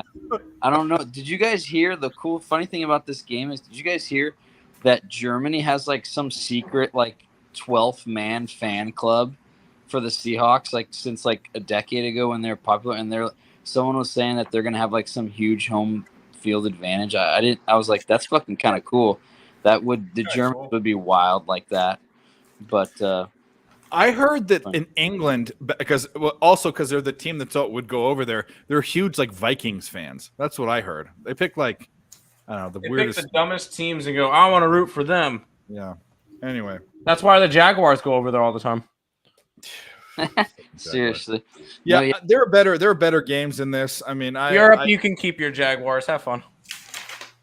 I wouldn't be surprised if Seattle pulls this out. I'm gonna basically be waking up mid game and not caring still. That's fair. Anyway, we'll go to the next game. This game is super interesting. Is it now? Okay, so it is because I have this team as a 10.74 favorite. But the line's at 3.5. So in the NFL, that never happens. You want to know why? because one of the best quarterbacks in football is probably not playing, and that's what the line's telling me. Yeah. This is Minnesota and Buffalo. The problem is if there is one player that's worth 7 points to a team, I don't know where this opened at. I didn't look at it. I guess maybe Tim or Nick, maybe you can look it up. But for me, it's 7 points based on my index. And Josh Allen would be a guy that could be near a touchdown to his team. He is, as far as an MVP goes, he is so valuable to that team and how they work. But as we've seen in the past, Case Keenum, it has been a very viable backup in a lot of different situations over the years. And I think Minnesota has been playing way above their expected value, way above. Who thought they'd be a one-loss team? Not me. Well, if you look at it, who have they played? They've only beaten one team that's currently in a playoff spot, and that was the Teddy Bridgewater / Skylar Thompson-led Miami Dolphins. That's the only playoff team they've beaten so far this year. The only other one they played, they got their ass kicked against Philly. Yeah. Well, so here's what I'm saying. Why would it? If we're getting, I mean, at 3, I wouldn't even think about this without the hook. But I'm thinking about this as a circle play, to take, and this is a super square play, is to take the Buffalo Bills even without their dude as a favorite. Granted, they're at home. I just think Minnesota. I mean, I could be eating my words tomorrow, but I don't think that they're. I mean, and we'll start with you, Nick, as far as your analysis. But am I wrong in thinking that Case Keenum can't come in here and do a decent job? I mean, this is Case Keenum revenge game, if so, because he led this Minnesota team to the NFC Championship game years ago. Very good point. Very good. And not only would it be a Case Keenum revenge game, it is a Stephon Diggs revenge game as well, facing his former team. So even with Case Keenum, I mean, I gambled a little bit on this play. I already laid 4.5 with the Bills. Oh, you want to put money line them? No, I already laid 4.5 with the Bills to win this game in a rout. Before the drop more, right?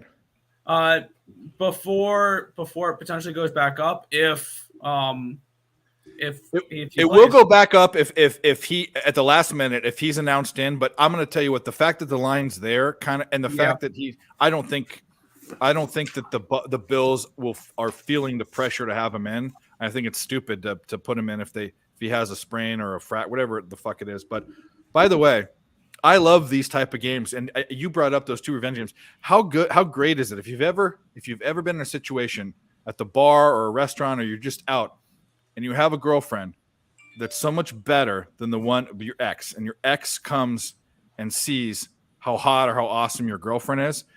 That's Stephon Diggs and Case Keenum on the Bills, because the Bills are the best team in football, or at least one of the 2, and the Vikings, I think they're pretenders, man. They're going to win their division, but they're going to lose the first game of the playoffs. In fact, it depends who they play. Please let the Giants play them in the first round of the playoffs. Oh yeah, that'll be Giants cock all day long. Giants cock all day long. Yeah. Speaking of Giants cock, Hammer Poop, what do you like in this game? I know it's probably not my side. You'll probably be on Minnesota, but what do you like? No, I tend to agree with you. I personally don't think Josh Allen's been playing towards someone who should count for 6 points to the spread or 5 points. I mean, he threw god-awful picks last week and against the Packers. And like you said, Case Keenum's been serviceable. And, I mean, we don't think he might have beat the Jets last week if he's playing. I mean, well, I don't think that it's I don't know. That line is 7.5, 6.5, but now it's all the way down to 3.5. I think, like you said, everyone's going to look at the 7-1 team who hasn't lost since week 2 against the Eagles and think, wow, they're catching points with no Josh Allen. You've asked me before, what's the point, or someone has, what's the point of the whole fade the injury thing? It's because people overreact, right? Oh, give me the Vikings, the better team with the better record, who's on a hot streak. I kind of lean towards fade that. So we'll see. It's really on my radar. I'm thinking about it for the contest, but we'll see if it makes it. Yep. I only have one for sure, but I have like 7 stars this week. This is one of there's been a lot of question marks, but this week is one of my favorites I've had. There's a lot of good plays. Tim, what do you think? Vikings, Bills. Yeah. Tag on the fade the injury report. Real quick today, Giannis got ruled out, and who do you call it? Got ruled. Not Middleton, but Holiday got ruled out. The Bucks line went from 7 to a 2, even to some 1s. So I immediately, when I saw that, I waited for the line to drop. I grabbed the Bucks -2. They're up 9 with 4 to go. So hopefully that one holds on. But that's just an example of fading the injury report. But no, with this game, I don't know what I want to do with this one yet. Because you got both the angles. You got the fade the injury report, but at the same time, it's still the Bills. The Bills are one of the best teams in the league, and they're coming off of a loss. You don't think they're going to come out pissed? I don't know. That just seems like a tricky spot. I'm probably going to end up staying off the game completely. But that's just me. I just got reminded of this. So we shunned him 3 times so far. We have 2 more times to shun him, and this is a perfect game to talk about. Terry's 2 favorite teams, the Vikings and the Bills. This would have been a very good spot to hear what he thought about this game. Terry, shun number 4. LJ, what do you think about in this game? Do you have anything? Do you have a Justin Jefferson prop or something? No, I don't. But I've already took the Bills -3.5. They're gonna destroy Minnesota. I already considered the Stephon Diggs angle facing his old team, but I didn't consider Case Keenum because I forgot he did play for them. So I see all that written all over it. The Vikings are 1-2-1 ATS on the road, which is a losing record. The Bills on defense is only allowing 9 points at home, averaging 24 points in the first half, while the Vikings are only averaging 9 points on the road in the first half. So I'm going to go first half Bills, full game Bills. They're going to destroy Minnesota. I love it. I think I'm really close to making this a circle play. Really close. I just have so many other games I love. Love. Anyways. And I think the Vikings are fool's gold at this right now with their record. It's nice and pretty, 7-1. But let's go through the teams that they have beaten this year or played this year. And let's do it. Ready? Here we go. I don't know if these in the correct order because I'm going to go on covers and do this. I'm just going to list off all the teams. You hate covers, or is it Terry that hates covers? Terry hates everything that Nick uses. RotoWire and Money Puck because I love them. Or I don't love RotoWire. Everything that Nick likes. Yeah. Candy canes and unicorns and ready? everything.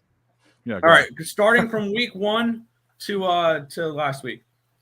Green Bay, massive disappointment. Philadelphia, they got blown out. Yeah, they lost. Best team in football. The Lions at home, they did not cover. The Saints in London, they did not cover. The Bears at home, they did not cover. Miami with Teddy Bridgewater and Skylar Thompson. Arizona, who's been massively underachieving this year, and the Washington Commanders, and they did not cover against the Commanders. You know the problem, and I agree with you, but here's the problem. They've got their remaining schedule, and when you said that, I pulled up their remaining schedule.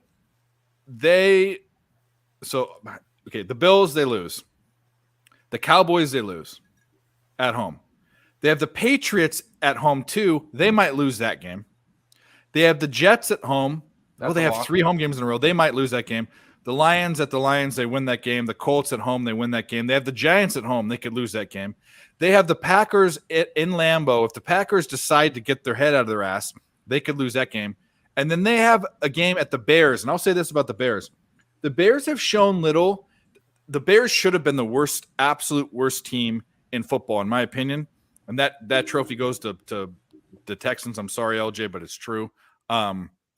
they could lose. They potentially could lose one of the remaining 7 games. Well, no, sorry, 9 games. 1, 2, 3, 4, 5, 6, 7, 8. Of their 9 games, they could lose 1, 2, 3, 4, 5, 6, 7. They could go 2-7 potentially their last 9 games, and what would that put them at? That put them at 10-7.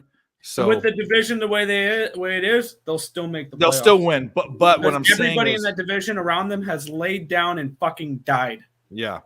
Oh no, they're division winners. I mean, I don't even They're know what division winners and then go out in the first round. their futures prop is probably Welcome like to Minnesota. minus 150 or minus 175 to win the division. I bet you. It's Probably not minus even 200, minus 300. The last time I checked, there wasn't even odds. Yeah. They're a lock. Yeah. It would there take shouldn't be the odds. biggest collapse in football in order for them to. And if any team to do it, it would be Minnesota. Yeah. Anyway, we'll get to the next game. Hammer poop. You talked about this game. We all talked about this game. We'll go on. Detroit and Chicago. Another semi-interesting game just because it's a bum fight. Actually, I think Detroit's kind of fallen off. I had higher hopes for them. Chicago surprised me, but I have this game at Chicago -3. It's at -3. It's in Chicago. I think a lot of people will be on Chicago, though. I just think, but what do I know? I don't have a play in this game. It's indexed right in the money. And when a bum fight's right in the money, it's not worth my time, especially with all the other good stuff going on. But I'll start with Hammer Poop. What do you like? This is your kind of game. Yeah, I was shocked. My partner, we've been struggling. We're 21-9, and now we're only 26-19. We got to pick it up. But I feel so bad for you. I'm 500. You're 500. Nice. Yeah, No. nice. No, We've had one winning week. No, we're 26-19. But no, I said we've been playing like shit. But we're only 6.5 back of the leader. We'll get that fucker. But my partner likes the Lions. I mean, the Bears, like on paper, the Bears are the play. I mean, they're great with rushing, and the Lions are absolute dog shit at stopping the rush. It's just like you said, you have to be careful when you've got a shitty team like this. Who they went from 3.5, 4, or 5-point dogs at home. Jets are on the bye, And Nathan. now, Yeah. boom! Now they flip to 3-point faves at home against supposed scum. It's a road division dog. It's always scary. Like you said, Dave, I'm probably leaving this one away, but lean Lions. I thought I knew without even saying it. I mean, I knew right away that you'd be leaning or taking the Lions, but this is a stay off game. I mean, this season has been, I will say this for the contest, this season has been a fade you hammer poop type of season. It's been phenomenal. Find the shittiest, the Jets, the Giants, Houston covering all those spreads, the Bucks being bad, the Rams being bad. I mean, this has been the only outlier that, like, for me, that I knew would happen is the Eagles and or the Cowboys losing their starting quarterback and doing just as well as they did. And yeah, exactly. It's been one of those seasons. Great season. But anyways, we'll go to LJ. Yeah, I mean, the double digit. Oh, there he is. The What do you think about seven. Go ahead, Hammer Poop. Go The ahead. favorites over 7 have been killing it. I mean, even the Eagles didn't cover in prime time. The Chiefs aren't covering, in prime time. Double digit dog.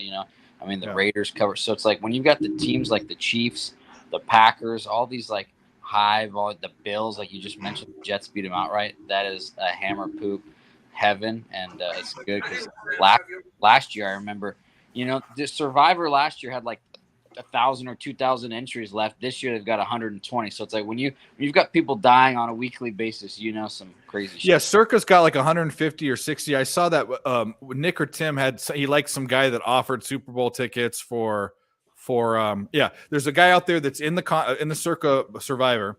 And by the way, if you're in a Survivor pool, I was on PSRs. I was out the first week. It's been crazy, but this guy's offering like $5,000. I mean, it's to get publicity for his page. He said he would give out Super Bowl tickets for him, for you, and one guest to go to the Super Bowl, or and something. $5K and plane tickets and hotel. Yeah. If he won the Survivor pool. Yeah, which means he's is it $1 million? It's a milli. It's a milli. Yeah. Yeah. Anyway. Or I just said something like that. It's a milli. Is It's it enough. circa like 5 or 6 mil? I don't know. It's crazy. I think it's a winner take all actually. So it should be that way for a survivor pool. I mean, it has to be. Or it's split at the end or whatever.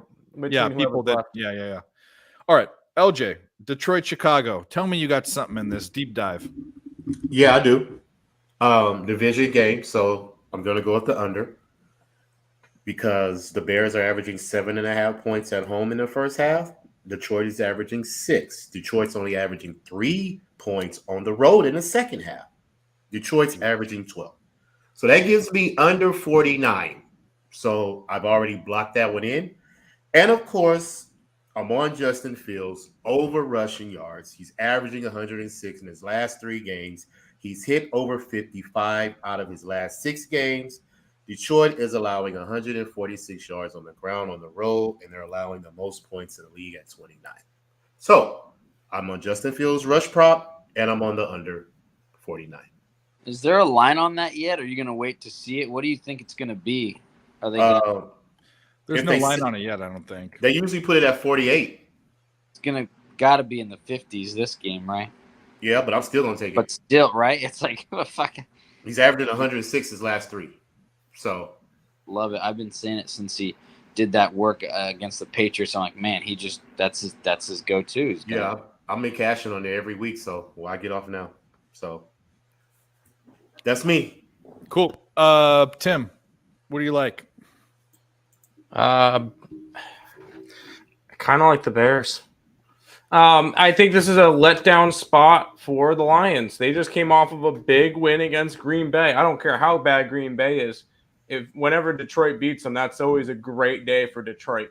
Whenever they can do that, and the fact that it wasn't the last week of the season when they're sitting everybody was even better for them. But I feel like this is a big letdown spot. The Lions don't play good at home or on the road. Sorry, the Bears have actually looked competent. They've looked all right. I mean, 3-6. We don't really expect much from the Bears. I'm not going to end up betting this one. This one's gross. Maybe an under. It's a divisional game. Under. There you go. But it's up to 48.5. The only problem with me with this one is we're still going to ride it, but freaking Bears, their offense has turned on the last 3 weeks, scoring 33, 29, and 32. That kind of scares me for the under, but it's a divisional game. I'll tell the under. Nick, what do you think, bud? Yeah, I did bet that under. What did I get it at? I think I got it at that 48.5. And I do expect offensively for Detroit to regress because they were crazy out the gates and they've definitely slowed down since. I got 48.5 on this one. I got the under. Continue to ride divisional unders and expect this. I mean, this Bears team, I expect them to run the ball a lot. So I could see this being a lower scoring game. I don't like the side at all. Just the under 48.5. Cool. Well, yeah, there are better spots. It's semi-intriguing because it is a crappy game, but they're a lot better. We'll move on to the next game. Denver and Tennessee. Denver, what a disappointment. Tennessee, they're, still in the mix. Actually, what's their record? Look up their record real quick. 5-3, right? Yeah, that's what I thought it was. So they're are they the best team in that division? They are, right? I mean, don't tell. Oh, by the way, fifth shun. Don't tell By Terry. default. Yeah, they are by default. Who should be shunned that everyone else understood that the Titans were a decent team, and actually he was on the Titans. Never mind, he liked the Titans. Me and Nick were all over the Colts. Yeah. Look how that's worked out. But I mean, the Titans are what they are. Here's the thing about the Titans: they are what they are. Well, they are what they are, but what they do is great. They have a defensive coach. They have a defense, and they have the best bell cow running back that we've seen since there were bell cow running backs. I mean, there aren't those anymore. He's an anomaly. It's running back by committee. It's these Christian McCaffrey, Taysom Hill type Swiss Army knives, And this dude is big and fast, and he'll put his helmet in your chest and knock you out. Derrick Henry rushing props have been money all season. They keep going up, and he keeps hitting them. So I'll probably be on that. But I've got Tennessee as 5.5-point favorites. They're only getting 2.5 points. I wonder why. I mean, I know Malik Willis is there. They played the Chiefs pretty fucking damn hard. They could have won that game. Tennessee Titans, absolutely a circa pick for me. No, best football play of the weekend for me, in my opinion. Because what's Denver going to do? What are they going to do? Anyway, LJ, go ahead. I don't have anything on this game because the Titans should have beaten the Chiefs, and I don't understand why Vrabel stopped running Derrick Henry in the second half. Why would you trust a backup quarterback that hasn't seen any snaps since last week to make him make a fourth quarter push to try to win you a game? I don't understand that philosophy whatsoever. So I'm not going to bet the Titans. And like you just said, what are the Broncos going to do behind center? Is Russell Wilson back? I mean, I don't even think it matters. If he's in or not, it doesn't matter to me. So they're not scoring any points, They're averaging 6 on the road. Tennessee, but like I said, they're always been a first half cover to me. And I probably would take the first half Tennessee. Are they favored in the first half? Do y'all have that up?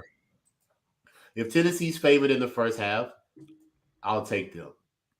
Because the second half, they completely go to shit. And I don't understand how you could be so good in the first half, but then such a shit show in the second half. By the way, Nathan, it's too much. And it's like 23 or something. It's too much. I thought it was like 30. 30. It's like 30. Yeah. What I'm going to say, I'll quickly touch on that game. I grabbed 34 at the Buffaloes. Also, USC plays UCLA next week, so this could be a look-ahead spot for them as well. What you need to take right now is you need to be taking props because Caleb Williams rush props or Travis Dye rush props or passing yard props in this game, not the total. But anyways, LJ, keep going. No, that's all I said. Like, I don't have a play on this game. I can't trust either side of the offense because even if he runs Derrick Henry and he gets his rushing prop, what else is he going to do with that quarterback? Is Tannehill going to come back? I mean, it's just too much uncertainty for me to try to bet this. But no, I got you. Like I said, I don't have Tennessee's game up yet on my book. It's not on my book, so I don't know what the first half spread is. But I would like pick 'em or something. I don't think first halves are up till a little bit later. Okay. Well, no, the rest of them are up. The rest of the teams are up except Tennessee and the Colts. And really, yeah, that game specifically isn't up on my board. So it's probably because they've been such a lock. They've been such a lock first half. I mean, yeah.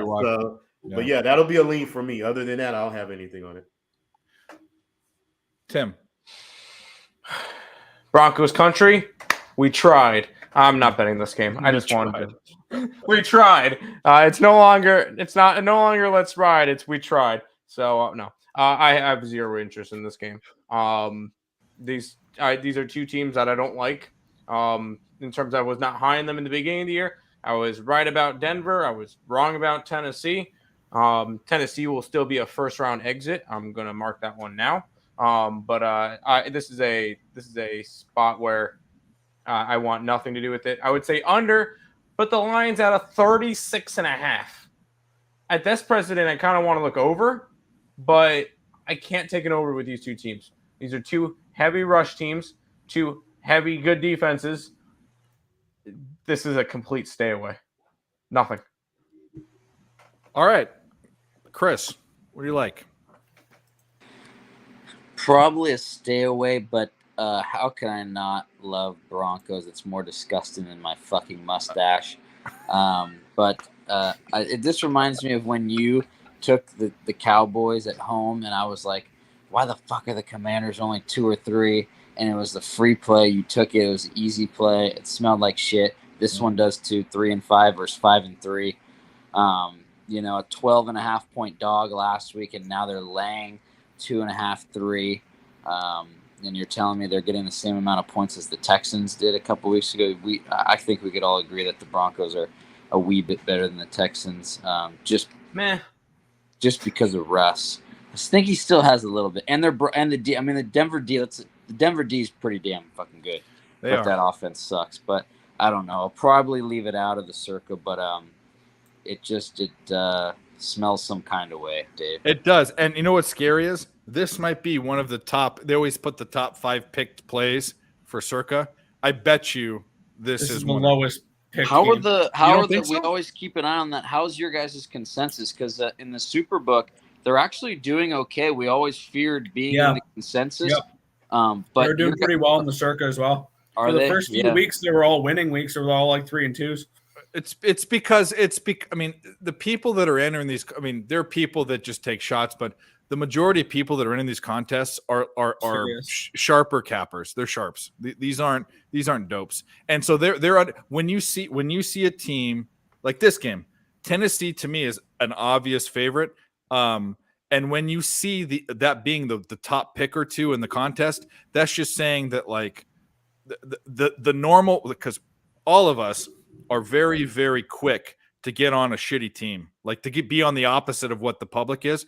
But when these guys are on it, that means that it's the right play.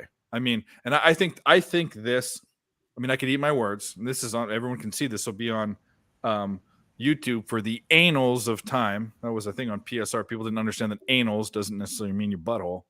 But in the annals, they've gotten sharper too. I've done it for, I think it's my 3rd or 4th year. And I feel like, the consensus was always afraid, and we were afraid to be in it. But I feel like over the years, more and more people have left. Maybe they're like, I don't want to spend $1,000. But the people that are willing to spend the grand and get in this are I feel like they kind of weeded out exactly. That's a lot of money. That's a lot of money. And well, that's not a lot of money to people that are $1,000 unit bettors. I'm not that, but to a person that's, 50, 100, 200, 250 better, that's not a ton of money. But it does weed out the guys that are I'm showing up in Vegas in August and I'm going to enter, I have an extra $1,000 in my pocket. I'm going to enter Circa. Like it does weed it out for sure. But anyways, Nick, it's your turn. What do you think? Yeah, I didn't make a play on this game. I think this was pretty spot on if I remember right. I have this game at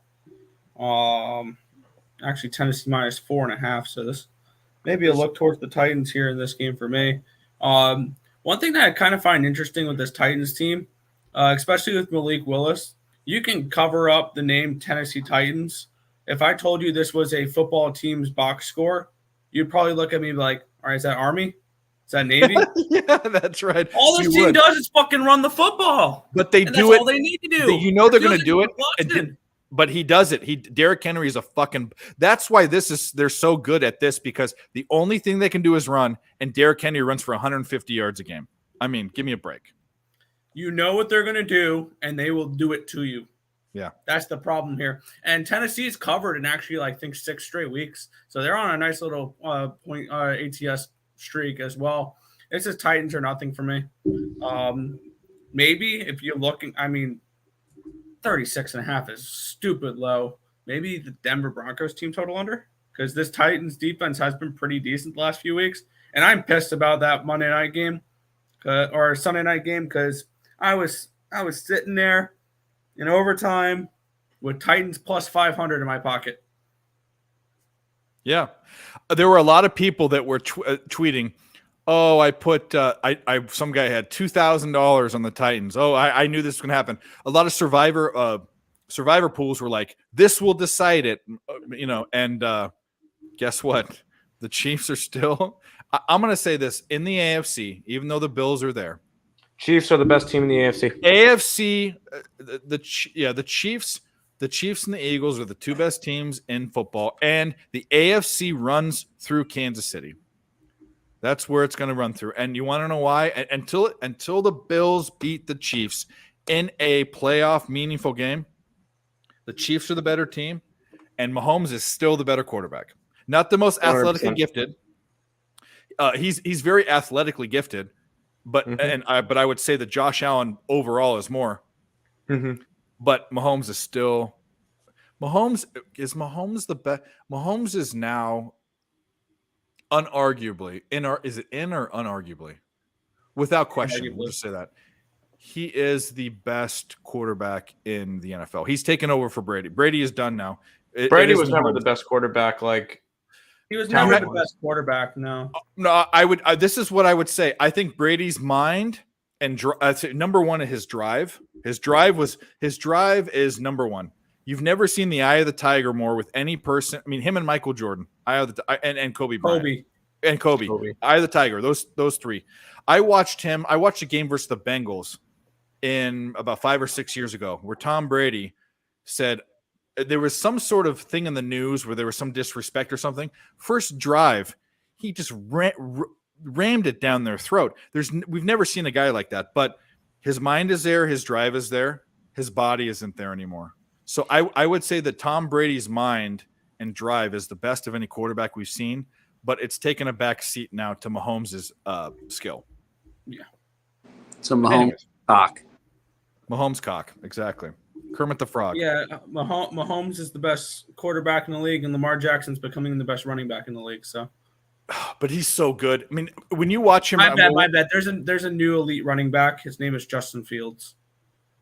Not even close. No, Lamar Jackson looks like he's running in slow motion and he's beating people. His mind is going quicker than people's feet. It's crazy. Yep. But anyways, let's get off this game. Let's go to this fucking shit show, which might be a circa play too with a huge favorite because I want to fade these bastards. Jacksonville and Kansas City. I have Kansas City as 13.5 point favorites. They're laying 9.5. Man, I'm going to say right now, I said at the beginning of this, Jacksonville is not good. Trevor Lawrence is not good. The son that was promised, or whatever they called him, the whatever it is. He's a phony. Yeah. Kansas City's at home. They just almost got embarrassed by the Titans. They had to squeak it out. Mm-hmm. I think they win by 2. I think they win by 14. I think they could win by 20 points. That's it. Yeah, tell me. We'll start with you. Tell me why I'm wrong. I don't think you are, but I'm not laying 9.5 points. Don't be scared. I mean, I'm just not going to. I know Kansas City's not the best cover team. That's the problem. Can they go out and win this game 35-10? Yes, they could very well do that. Could this also be a game where they're winning 27-10 with 8 minutes to go? And they give up, yeah. And then Jacksonville goes and scores two touchdowns, stepping in and backdoor covers. Yeah, it could be. If I'm going after anything in this game, I want to take the over. But I know Nick's going to say because it's over 50 that you want to take the under. But I kind of want to look towards an over in this game.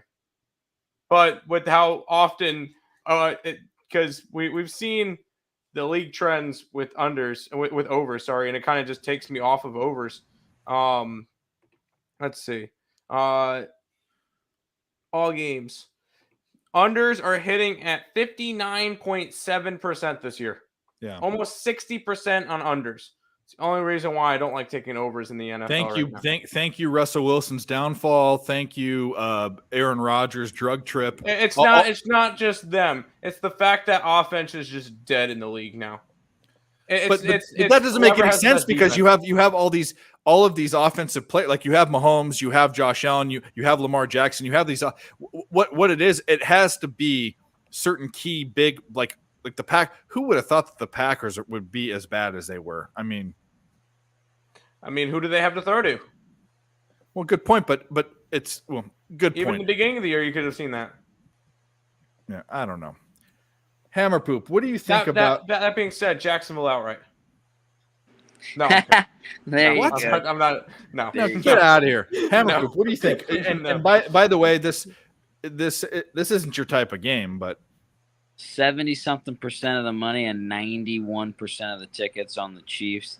Yeah. Guess what? Though we have a saying at Fade You: square bets do win.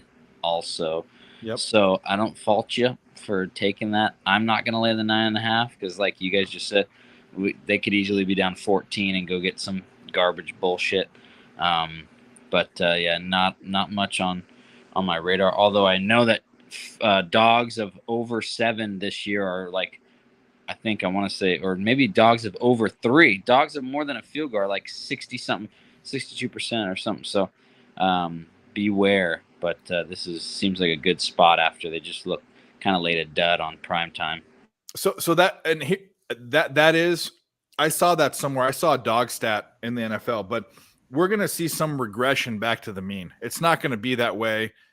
We're at the midpoint in the season or a little bit past. I think it's time to start. I mean, these teams have been playing. I think it's time to start maybe looking at taking some big favorites. And this is the spot to do it, I think. But it's still a question mark for me. LJ, what do you think? And by the way, were you on Jackson? You were on Jacksonville, and then we kind of talked you off the ledge. I think I'm gonna take them to cover this game though. Maybe I don't blame you, but because the Chiefs are 1-10-1 in their last 12 games ATS. So really, yes, I didn't know that. 1-10-1 against laying double digits or just straight or like since November 1st of last year, the Chiefs have covered the spread once in 12 games. Whoa! Really? That's crazy. Yes. So I'm going to take Jacksonville plus the points. No, they've covered 3 times this year already. Yeah, I was going to say they covered against the Niners. They covered against the Buccaneers. They covered against the Cardinals. Okay, what about at home? Oh, at home. Maybe at home. Maybe at home. That makes more sense at home. Because they're 0-4 ATS at home this year. Yeah, they haven't covered at home this year. Okay, I thought you were talking about overall. I knew that didn't sound right. No, I meant okay. I'm sorry, I didn't say at home. Okay, I just wanted to clarify that one because that I wasn't trying to call you out. It just didn't sound. No, you're right. This is what you're right. Please don't tell Nick that he's right. It will inflate his ego. No, we're just trying to keep it real. I wanted clarification too. I'm like, wait a second. What? I said I thought I missed something. No, their home ATS record is what I meant, because they're only averaging 9 points in the first half at home, and it showed up against Tennessee because how many did they score at half? 9 points. Yeah. So they're a second half team. So Jaguars first half and full game. I'm going to take the spread. I don't see the Chiefs covering. They may win, like y'all said, the same way they won against the Titans. Late heroics. They may win by what's the spread? 9.5. 9.5. Yeah, they can win by 8. Well, you know what I think I'm going to hope for this game. Touchdown. I'm going to hope for this game. This might be a better life situation. I hope that it's close at halftime, like maybe up by 3 or maybe tied. Because if that's the case, they'll cover whatever. And if they're tied at halftime, the spread will be 9.5 or 10 for second half.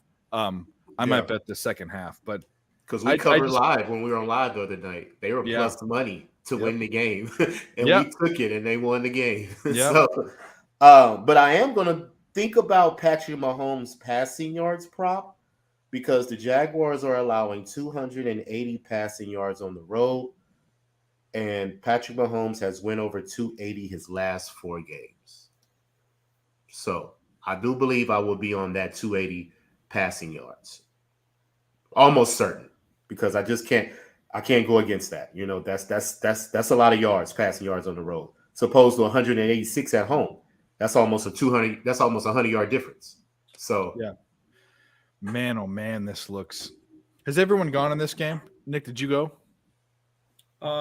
Which game? Jacksonville, Kansas City. Yeah, I have the under in this game, under 50.5. This has like 41-7 written all over it, something along those lines. I'm not high on Jacksonville, and we could see Kansas City come out here and dominate after not looking good last game. I think I had this game power ranked around 11. So this is but it's a total above 50 for me. And Tim said that unders have been hitting close to 60%. I can't remember the last time I bet an over in the NFL. I can't remember ever hearing you ever bet an over in the NFL. Period. I have to look that up. The last time I bet an over in the NFL, I'll get back to you on that one. But it's under for me, under 50. I can say I can remember some overs, but they were last season. I haven't bet a ton of totals this year in the NFL. but I can remember the last over was a Rams game at the end of the year last year. I have to go look it up. Look at my Prime time unders, the Earl Cox all over. Yeah, the Earl Cox. All right, next game. The Browns and the Dolphins. A game I'm not on at all, but maybe something. I don't know. 3.22 is what I have Miami at. They should be laying 3.22 points, and it's 3.5. So that's pretty right in the dot, right? I'll start with Nick because I know he indexes. Where's your index at in this game? Which game? Sorry, I was trying to find my last over. I bet Browns Dolphins, but I'll wait for you to do that. But we'll start with LJ then. You can look at. I have it at a 3. Sorry, I just had to get the document up. All right, look that up. LJ, what are you looking at? Browns and Dolphins. I'm looking at the Browns to cover because they're 3-1 ATS as a dog, and they only allowed 12 points on the road in the last 3 games, I believe. I think that's right. Yeah, I think I'm gonna take the Browns to cover. I think Tua has been getting lucky, considering the competition that he's played, and I think the Browns are step up. I like the pass rush with Myles Garrett and the defenders on their side. I think they can get at Tua, disrupt him. And I see a nice little prop as well. Tua's averaging 239 passing yards at home. The Browns are only giving up 144 passing yards on the road. So I think I'm going to take Tua's under passing yards prop. But I got to see what the number is and see if it correlates. But I'm leaning considerably almost to the window with the Browns plus the points. Possibly money line. Outright. Okay. Hammer poop. Love what LJ said. Line open around 4.5. All the tickets are on Miami, but the line's coming down. Why is this 6-3 against 3-5 at home? Why is it only 3 points? It's kind of stinky. Only thing that scares me is Browns are coming off a huge primetime thumping of the Bengals, but I agree with them. Like Tua's taking advantage of a bad Lions team and bad Bears team the last couple of weeks. So, but yeah, I leaned hard to the Browns. This might be a super contest play. Really? That is disgusting. Okay. Nick, Would you expect anything less? No, I didn't. But this is a game that I just don't give a shit about. But Nick, did you find the last time you bet an over? Yes. 2018. Before you could bet legally. It was actually week. It was a Lions game, wasn't it? Week 5. Yeah, week 5 was the last time I bet an over. It was the Lions and the Patriots. And it didn't work. Nothing. That was my last over I bet. Well, there you go. What do you think about this game, though? This is poopy. Yeah, lean Browns. I mean, I have it at a 3, so getting above the field goal is kind of intriguing with the Browns. Not something I got involved with. I mean, an under could be a decent look in this one as well, because the Browns run the football a lot, and they could be able to slow down this game. The Dolphins, though, I mean, that offense can easily put this game way over the total. So, who knows? If I had to get to the window, this one is the Browns. All right, Tim. I guess we're all on the Browns. I mean, I'm not on anything, but everyone else is. I'm currently sweating out this Bucks Thunder game. Overtime. Double overtime. Because I have Milwaukee -2. They're up 2. SGA hit a 3. There was 0.6 seconds left. Oklahoma City was up 1. They fouled Lopez. He made 1 out of 2 free throws, and it's in double overtime now. So I'm in the middle of a roller coaster. Anyways, I want the Browns to win. I don't think I'm betting this game. I would really like the Browns and Vikings to win this week so that I can say that the first place New York Jets. But in this game, I kind of want to lean towards an under. Kind of want to lean towards Cleveland plus the points. But I'm probably not going to bet this game. I have other interest in this game rather than betting it, and that's hoping that the Dolphins get whooped. That's just me, though. Because of the Jets, we got it. Yeah. All right, so we'll go to Houston. We'll go to LJ's backyard. Houston and the Giants. I have the Giants as 7.63 favorites. They're laying 4.5. I know this is a dog line, and I know that Houston is 4.5? covered in spots. What? I see It's a 5.5. 4.5. That's what I have written down here. Am I saw a wrong? 6.5. Oh wow, it's dropped to a 5. Why is it dropped? I don't know. Let's That was a investigate. 6. That was a 6.5. I mean, at 5, I'm more intrigued with New York. Well, even though that's, I but put they these didn't in open a at couple 5.5. hours ago. I'm looking at 5.5 according to covers. Okay, so I was on covers and got 4.5, so that it's gone up.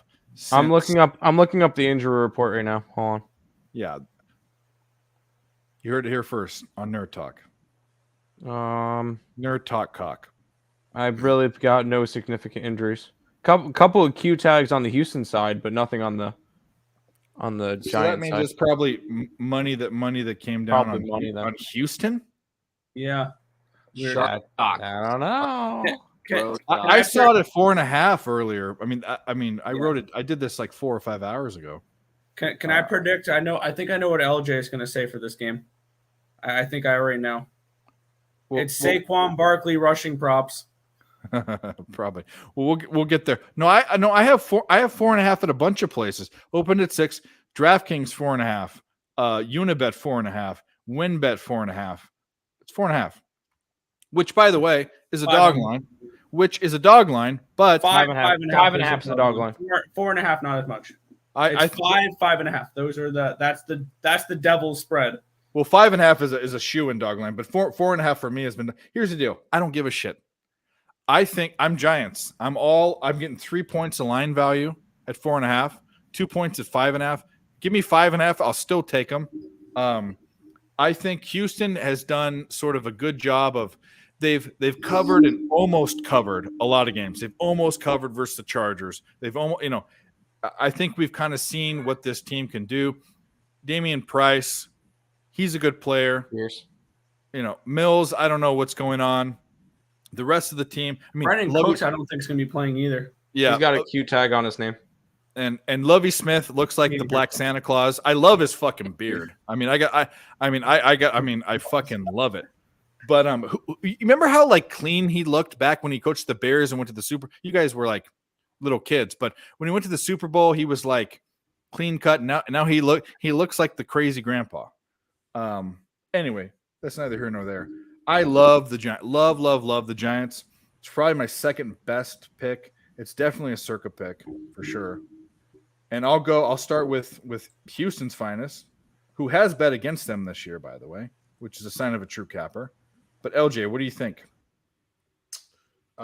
Giants, but I'm going to do it safer and just take the under because Houston is only averaging 16 points a game. They're only averaging 10 points in the first half on the road, and they're giving up 20 points, while the Giants are averaging 12 points in the first half at home. So I believe that this will be a lot of running with Saquon and Dameon Pierce. And the Giants are 14-1-1 in their last 16 games to the under at home. So my play is going to be the under. Okay. I don't hate that 41. at all. And, of course, Tim said it, Saquon Barkley, rushing yards. He's had 115 in his last 5 games. The Texans have allowed 117 rush yards in their last 5 games. So, easy play for me, Saquon Barkley, rush prop. It might be a look for Daniel Jones rush prop too, by the way. Yeah, you're right. It may be. Yeah. I love this spot. We'll start with. I'm gonna save the Giants fan for last, but the semi-Giants fan we'll go with next. Tim. I would have to look towards an under. This line has moved from 38.5 to 40.5, which is not in the right direction if I wanted an under. Or if I bet the under earlier because it's gone up 2 points. I have not bet it yet. I kind of look that way. I kind of look towards the Texans as well, taking some points. I'm not. This Giants team is still. They're a team that I would feel a lot. It's same deal with them as the Jets. I would feel a lot more comfortable with them as a dog. As a favorite, I do not want to go after them because they've been favorites. They've only been favorites twice this year, according to Covers, because Covers says they were a 1-point favorite versus the Cowboys and a 3-point favorite versus the Bears. Other than that, they've been a dog every single week. I do not trust them as a favorite. I would have to lean towards Houston in this one, but I'm probably end up not going to get to it. All right. Well, that's fine. Hammer Poop's got a black screen, so maybe we'll just go to the Giants fan. Oh, there he is. Nope. What are you making, a baby? No, I don't know if this is going to get in the contest, but have fun laying points at home with Daniel Jones, David. I don't know if that's it's probably 2-15 his last 17. I don't even know if he's ever fucking laid points at home. He's always getting points, and they still can't even cover. So how do you know then? But why the fuck? It does make you think, like we said, why on earth did this line go down 2 points when most of the tickets are probably on? And you're talking about injury report, and most of the money or tickets are on the Giants. It just doesn't make any sense. But God, this fucking Houston team is bad. But man, it sure does make me want to take it because it's so fucking gross. But I don't know. I like what the guy said under. You could see this being 17-10, something like 2013 final. You know what's funny is I thought the same thing, and you guys know this too. I'm more of an underdog better, a plus money guy better. But this week I like so many favorite. I think are we 2/3 through this week 10? We're in the second half of the season. I think we start seeing some of this underdog weird bullshit stop, and I think it regresses back to the mean. It might not. It could finish out the season where dogs and poopy plays are good, but I mean, who in the world can be on Houston here? Well, God bless them if they are. I hope they beat me, but anyway, on to the Giants fan. Tell me that I'm on the right side. Yeah, I'm kind of leaning that way. I had this game indexed at a 7. So at that 5, I do see a little bit of value with them. Well, NFL 2 points, that's pretty big. Yeah. I think the play, if I would have to get involved with this game, is looking at the Texans team total under 17 in this game, because the Giants have been a really good under team so far this year. And if I lean towards the Giants, I think the stronger look is the under, especially at a 41 now, because I don't think that the Texans get more than 2 touchdowns here. I think 13, 14 points is about right for them here. So I lean towards the Texans team total under 17 if I had to get anything in this game. I don't know if I will or not. I'll probably just watch it as a fan. Gotcha.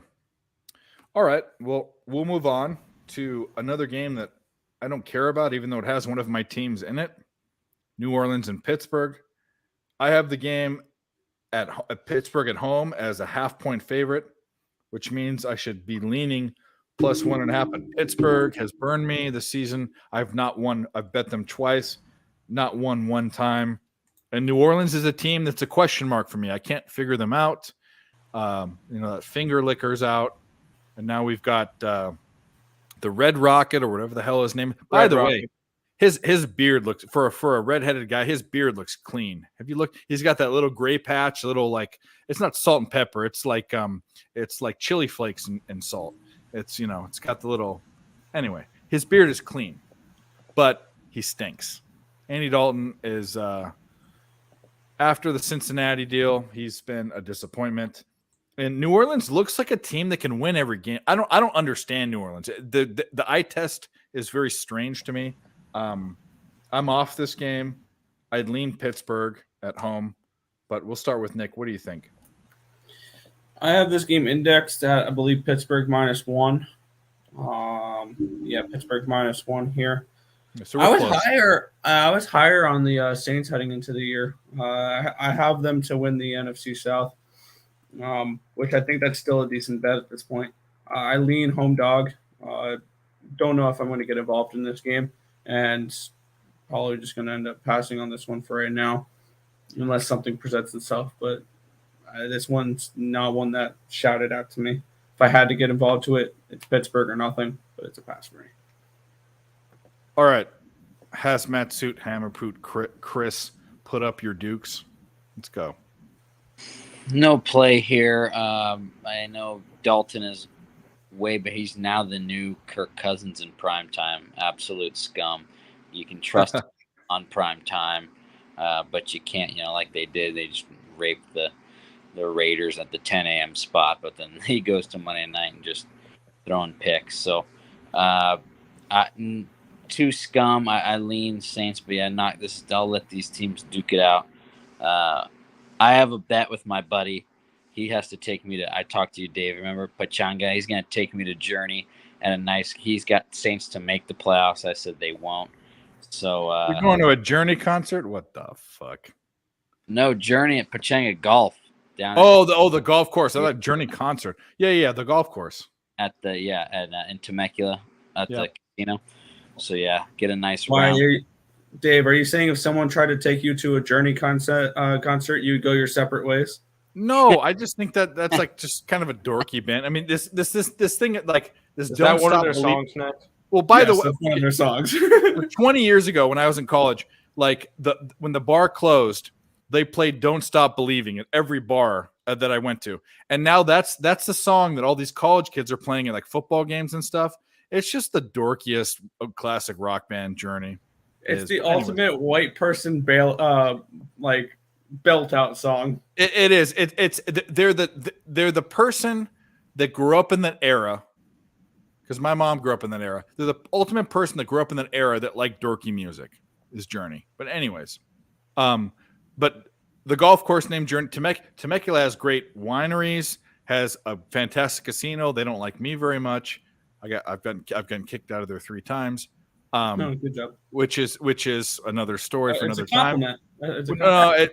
it is actually a very big compliment, but I'm not saying it on the show. You guys can kind of guess why I might get kicked out, but you'll probably be wrong because it wasn't for being belligerent. I was very cooperative.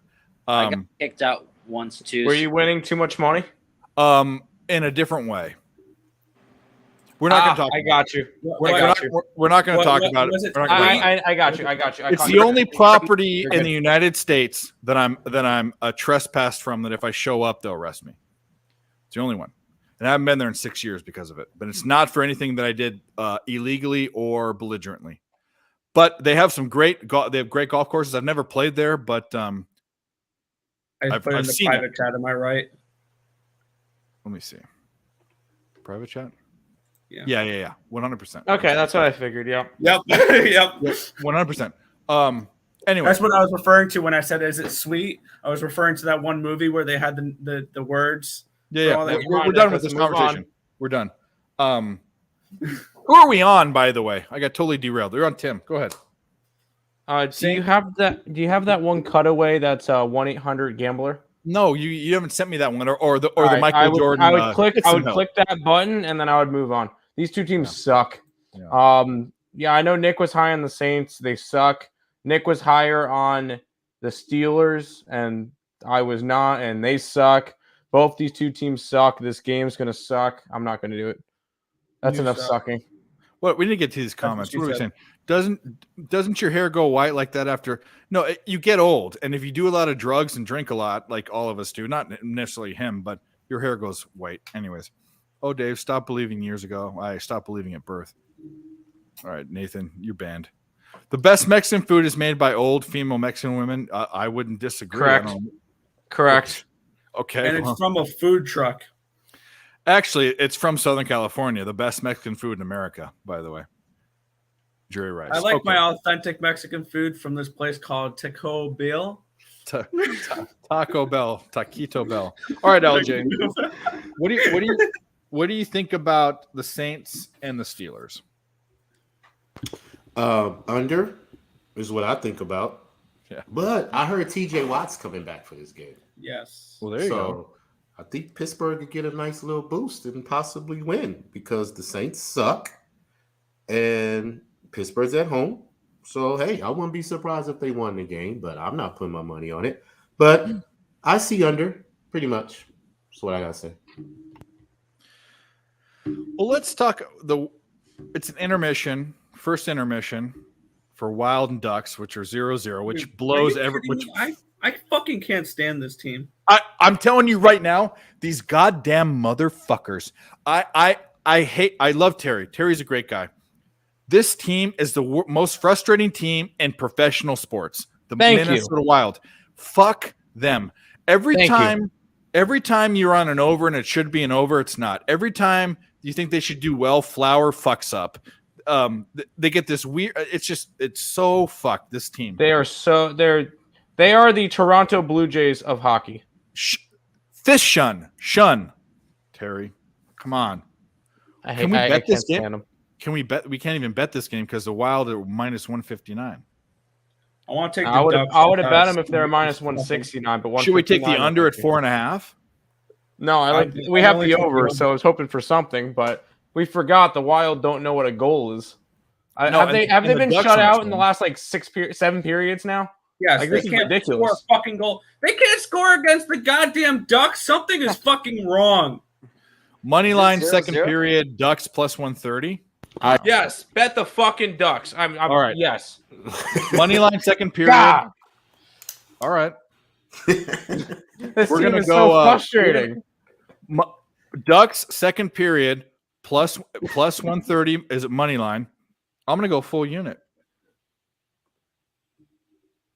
Wait a minute. They just how do you don't you sass me? What is this? God. All right. Thinking. Yeah, yes, Done. JoJo. That's the whole point. Yes. I have a mush on Clippers. Thinks Clippers free money. If it's close, I'm going to do Lakers second half.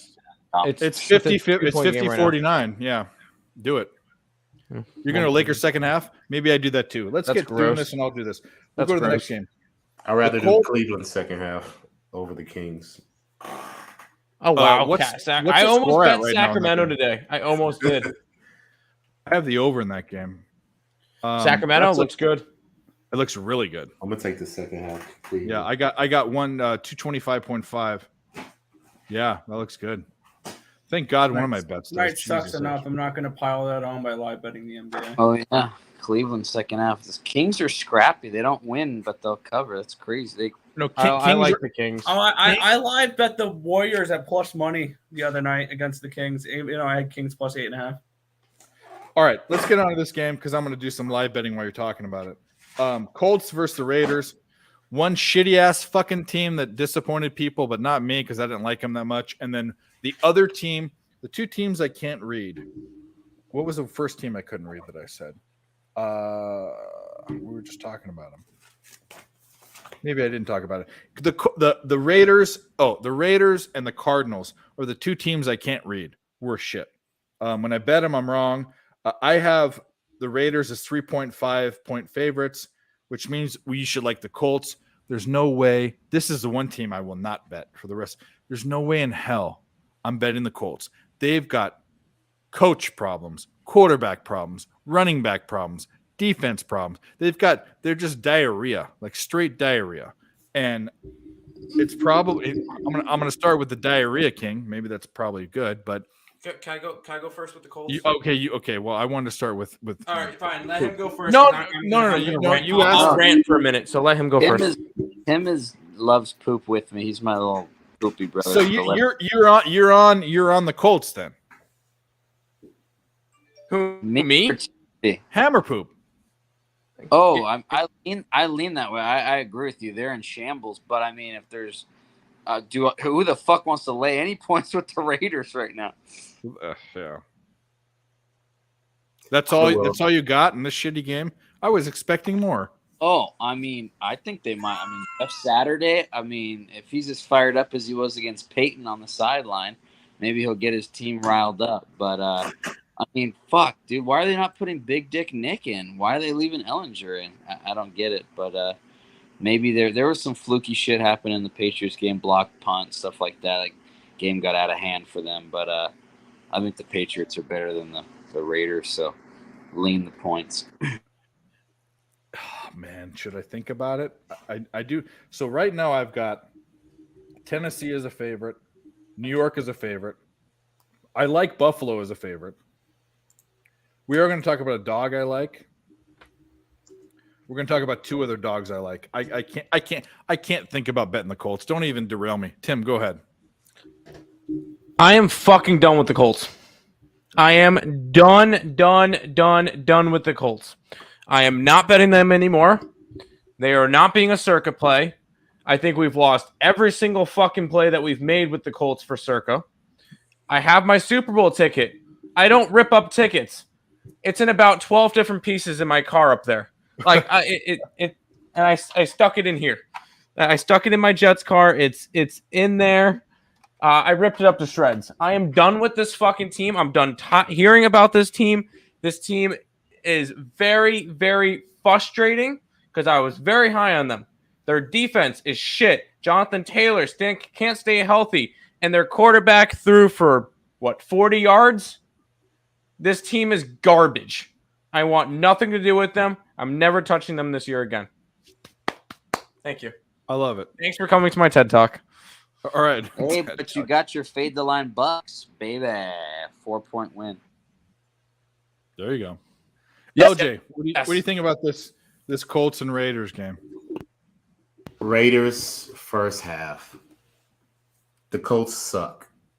So basically, I'll trust the Raiders to cover the points in the first half. But in the second half, anything could happen. So I'm going to get in and get out because I don't believe that Jeff Saturday can come off an ESPN TV set and coach an NFL team. Oh, we should talk about that. We didn't talk about I like Jeff Saturday a lot as a player and as a commentator. Is he in the Hall of Fame yet? Or he will be if he isn't. I don't know. Anyway, he was a great offensive lineman. But how do you hire someone that has no? He probably got him at a cheap price because it's his guy. So you got to understand, a professional seasoned coach is not going to take this job right now, Correct. knowing that he's not going to pay him enough as well. He probably gave Saturday maybe $1 million, something like that, to come in, play babysit for the rest of the year, and we'll figure it out at the end of the season. He might have given him a little more because his TV I don't know if his TV contract is $1 million, but I agree with that. It's cronyism, but I like Jeff Saturday. I think he has like high school head coaching, whatever. I can remember my high school head coach was like a 5'7" leprechaun looking motherfucker. I don't know if Hazmat Suit knows who Coach Toner is. He was later on in St. John Bosco's. Coach Turner was the coach when you were there, but anyway, the Survey coach for 30 years was a little fucking. Anyways, we won't go there. Nick, you didn't go yet. Go ahead. I've made a meme with this Colts team. I'm sharing my screen. This is me with the Colts every week. Is a Vicodin? I don't know what the fuck it is, but it's just something that you keep going back to. That's hilarious. And I fucking love pain. Give me the Colts money line. And Why? What the Why? Damn! And What? Actually, no. Actually, this is the one. Hammercock play of the day. I get the hammercock. Fuck yeah! Let's go. I don't think it's. I just played that, but that's retarded. What are you talking about? Who Money line? We trusting the Raider? Yeah, I mean I sprinkled the money line. Oh, by the way, send me some of those tortillas, please. Corn. Yeah. I bet +6, and I put a half unit on the money line. Is Matt Ryan? Why is Nathan talking about Matt Ryan? I don't know, but he's Matt Ryan is not starting, and I'm surprised. I I'm surprised this isn't the poopiest play of the week. It, The no, Colts it is. It's Firing the, their head coach, a rookie quarterback. I mean, this should be the poopiest play on the board. Give me the Colts. Not only give me the Colts plus the points, give me them out right here. And I know I sound crazy, and I just love pain, and I keep going back to this goddamn team. But I'm on the Colts again, +6, and on the money line. all right. Let's take a little breather. What are the Lakers' second half? What is this telling me? Second half isn't coming up yet, but live. Because Hammer Poop, you want to take them second half, right? So they're saying I'm right looking now. right now. Okay, I'm not getting second half, but I'm getting a live bet, and the live bet is Lakers +3.5, which means they think the Lakers are going to win the game. So if they think the Lakers are going to win the game, why aren't you taking? Okay, so this is weird.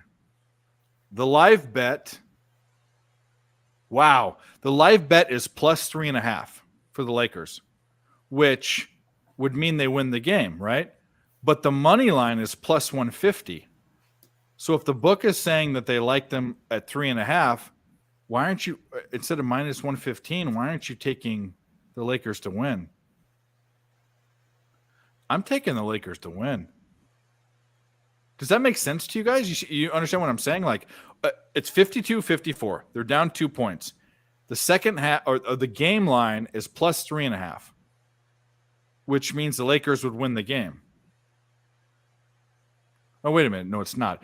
No, I'm wrong. It's not second half. If it was second half, that means they win the game. No, it makes sense because the second half is +1.5, which would be +3. There you go. That's what I'm. This is why we need this.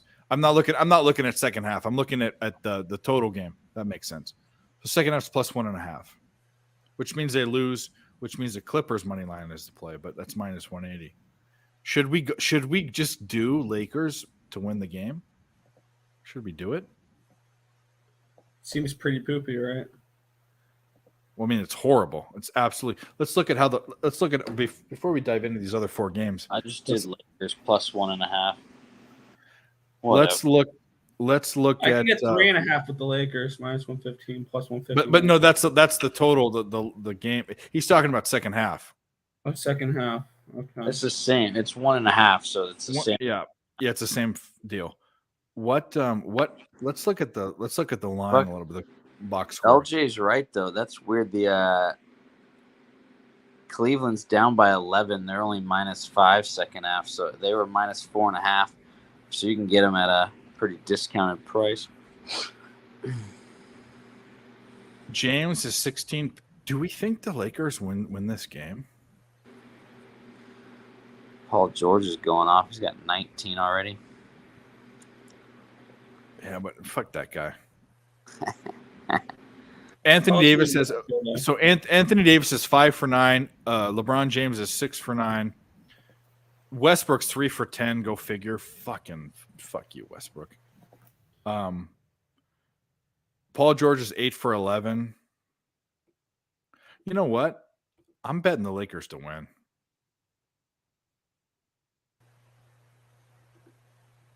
Down 2 points.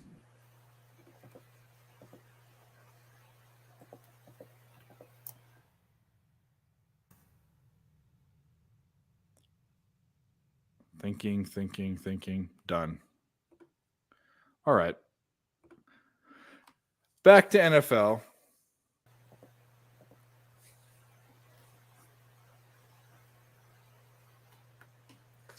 All right. 4 more games. This is a game that we talked about briefly that is really, really crappy. And I've been on the Cowboys a bunch this season. Not this game, though. I have the Cowboys as 1.85 point favorites. The books have Green Bay getting 5 points. That's way too much line value to ignore. I'm on Green Bay and I don't know why.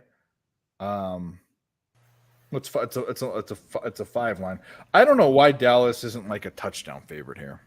Green Bay's so bad. I don't care if they're at home. They're bad. But I'll just go with Hammer Poop. I bet you're on the Packers. Oh yeah, 5 dead. Oh, numbers, yeah. right?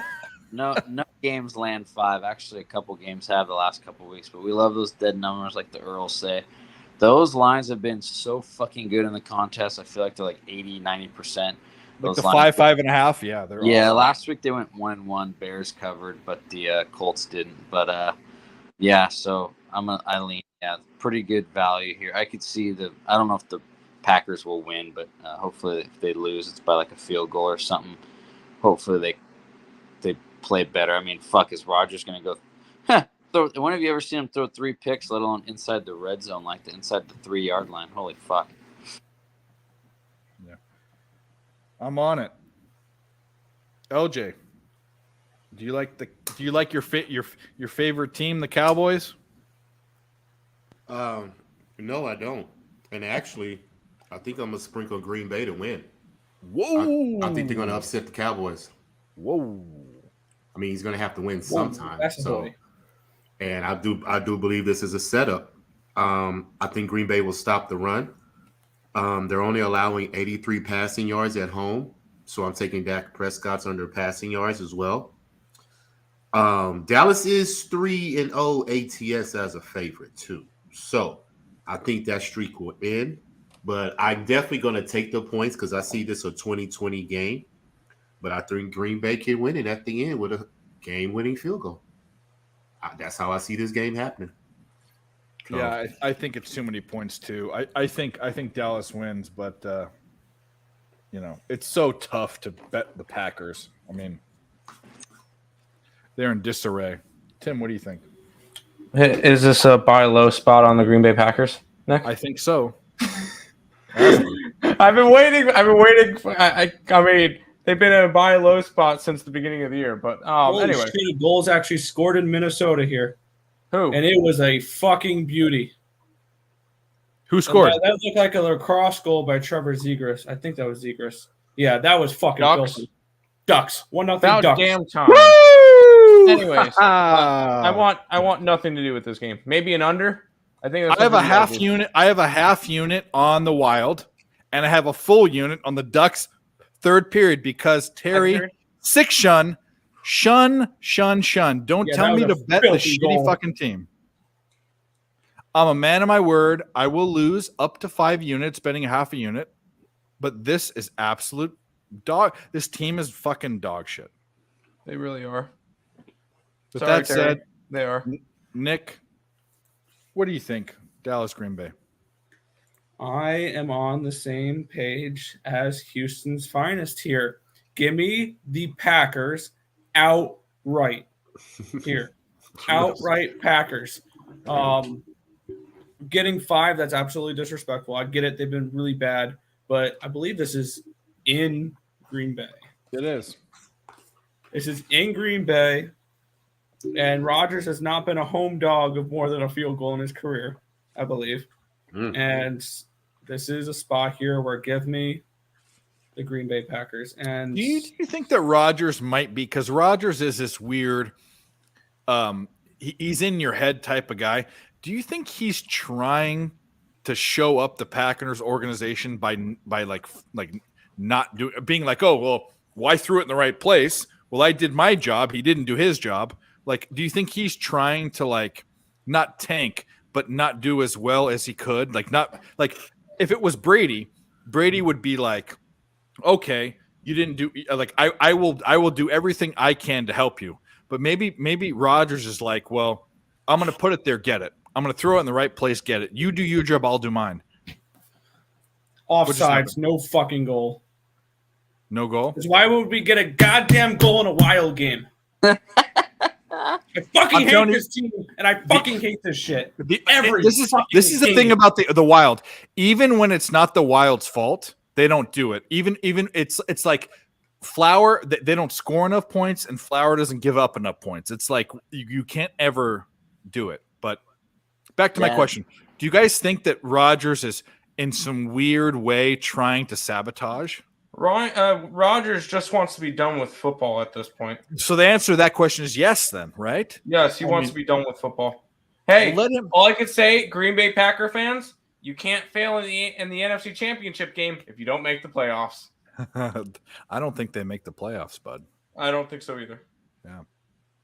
Dads, I have to run. I'll All right. share my picks with you on I'm gonna see what everyone else has and something that they don't have. I'm gonna do. Well, you could do Panthers for me because that's tomorrow. Give us whatever you got now because I don't like that wait thing because then it never comes. So Yeah, I'm gonna join you on Friday. But okay, Panthers tomorrow night plus 2.5, plus 3, whatever it is. that's the only one. You don't have anything for college football or basketball? Well, we're gonna be on. I mean, I'm sure you're gonna do the one we just did, right? I mean, Packers plus 5. Someone's gonna get that. Yeah, you're right. Yeah. And All no, right. we can share. You want my college now, or no? I mean, No. Call It's anything tomorrow. Anything tomorrow or NFL. oh no, I don't think I have anything yet for Can tomorrow. it be a Friday game? Yeah, I can. Yeah. All right, that's fine. Carolina plus 2.5. Plug your shit. Go make your baby. Let's go. Razorbacks. Fade You Sports with a U. We have 3. 2 of the dads are only 3.5 back of the first place in Super Contest. They're 29-16. The leader has 32.5 points, so they're 3.5. All of us are over 500. We're looking good. So listen, I'm at Hazmat Suit 23. As you can see, we got some poopy plays.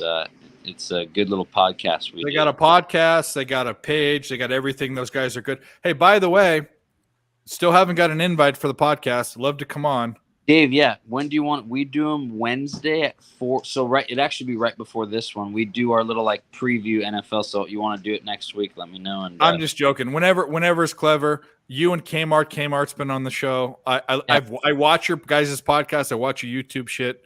It's great. No, yeah, come on next week, and then we do a weekly recap during typically halftime of the Sunday night football game. It's fun. We kind of like go over what our records are and what we're looking at, maybe narratives from the week before. So yeah, that'd probably work out a little bit better because I do LJ's on Sunday night, and that would be right before because LJ goes off in the fourth quarter. So okay, beautiful. All right, dude. We'll see you. Talk to you soon. Later, brothers. Let's hit the chat. We all talked about this Dallas Green Bay game, right? No one's left out. Okay. Let's hit the chat real quick. JoJo, Packers. Yep. Isn't take the home dog when it's flat out 5. I have 4s and 5s and 5.5s. Love it. Packers first half. We said that. Shailene Woodley fucked Rodgers up. Well, okay. Well, I don't know anything about that.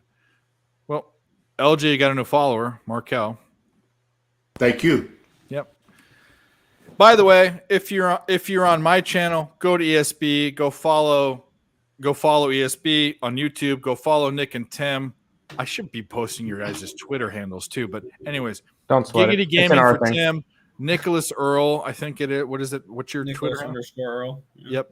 And then LJ from Houston or LJ from H-Town on Twitter. Also, what's your YouTube channel's name? Is it Raw Talk? Raw Words podcast. Raw Words. There you Yeah, go. Raw Words. I'm on that.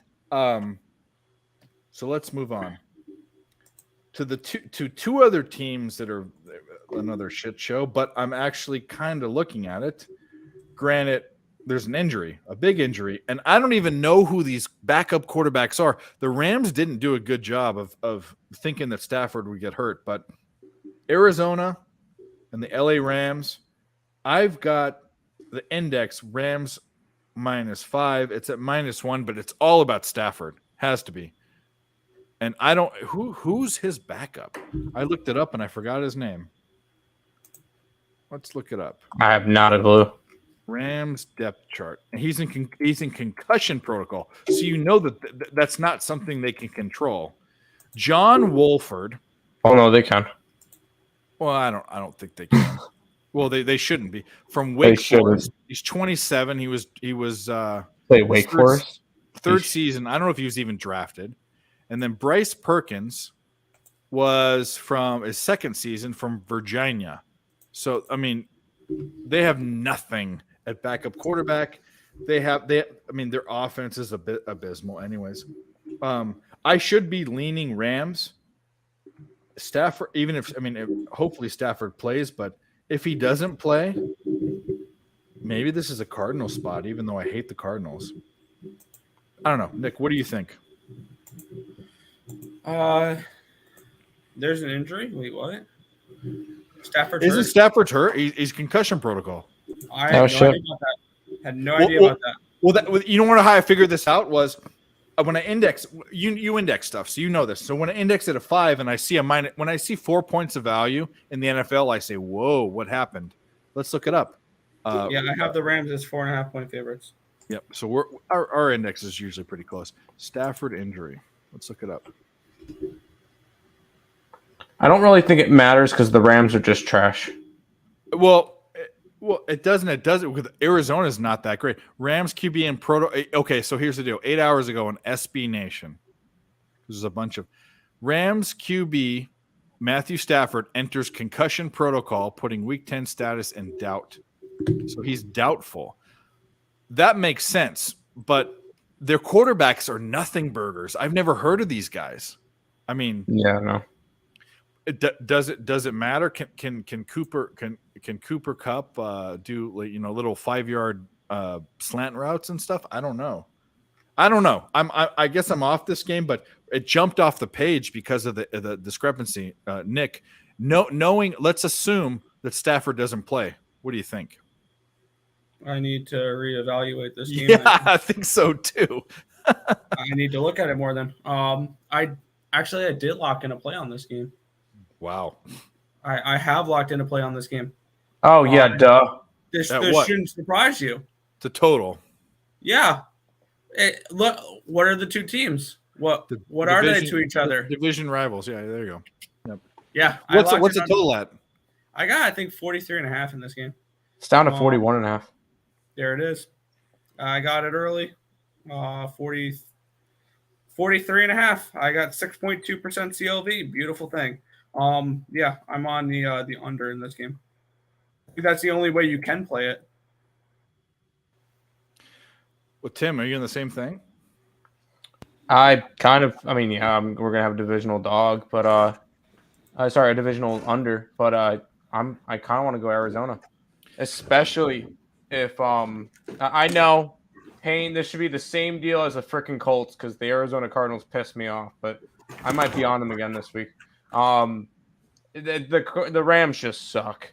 I don't really think there's a way to sugarcoat it. They just suck. They couldn't even beat the Buccaneers last week, and the Buccaneers did nothing on offense. And you're telling me that a guy from what were the two backup quarterbacks that they have to choose from? Wolford from Wake Forest and the other guy from Virginia. I don't even know his name. Yeah, exactly. Cardinals. I know that they suck in the first half, and I could probably guess what LJ is going to be on, but I want the Cardinals. I think the Cardinals win this game. Well, I will say this: the biggest diarrhea brain in the league is Carson Wentz. The second biggest diarrhea brain is Kyler Murray. Kyler Murray. He see over his offensive line. I know. Really yeah, he looks under his. I said this about Drew Brees, but it's a joke. And Doug Flutie, they're so short they have to look at the bottom of their mask. But anyway, and I know LJ was high on Arizona because he got some information from an Arizona fan or a friend. But I live in Arizona, and we don't even like the Cardinals. But what do you think, buddy? I'm thinking the same way Tim and Nick is thinking, under. Both these teams 29th in yards per play. The Cardinals are 32 in yards per play. The injury to Stafford, like you said, backup quarterback. Sean McVay owns Cliff Kingsbury for the most part. He can't beat him. So I see divisional under because I think the Rams are 17-6 since they moved into SoFi Stadium to the under. So I see that trend happening again, and I wouldn't be surprised if the Cardinals cover because they play better on the road. 10-3 in their last 13 games on the road, straight up. They've allowed 27 takeaways as well. So, they take the ball away on the road, but it doesn't necessarily correlate to wins. So I'm just going to stay off and just play the under. Now, I'm going to take a shot at DeAndre Hopkins anytime touchdown because he's had 2 in his last 2 games. I mean, he had one of each in his last 2 games. and I do believe that he's been itching to play since he's been suspended and hurt for so long.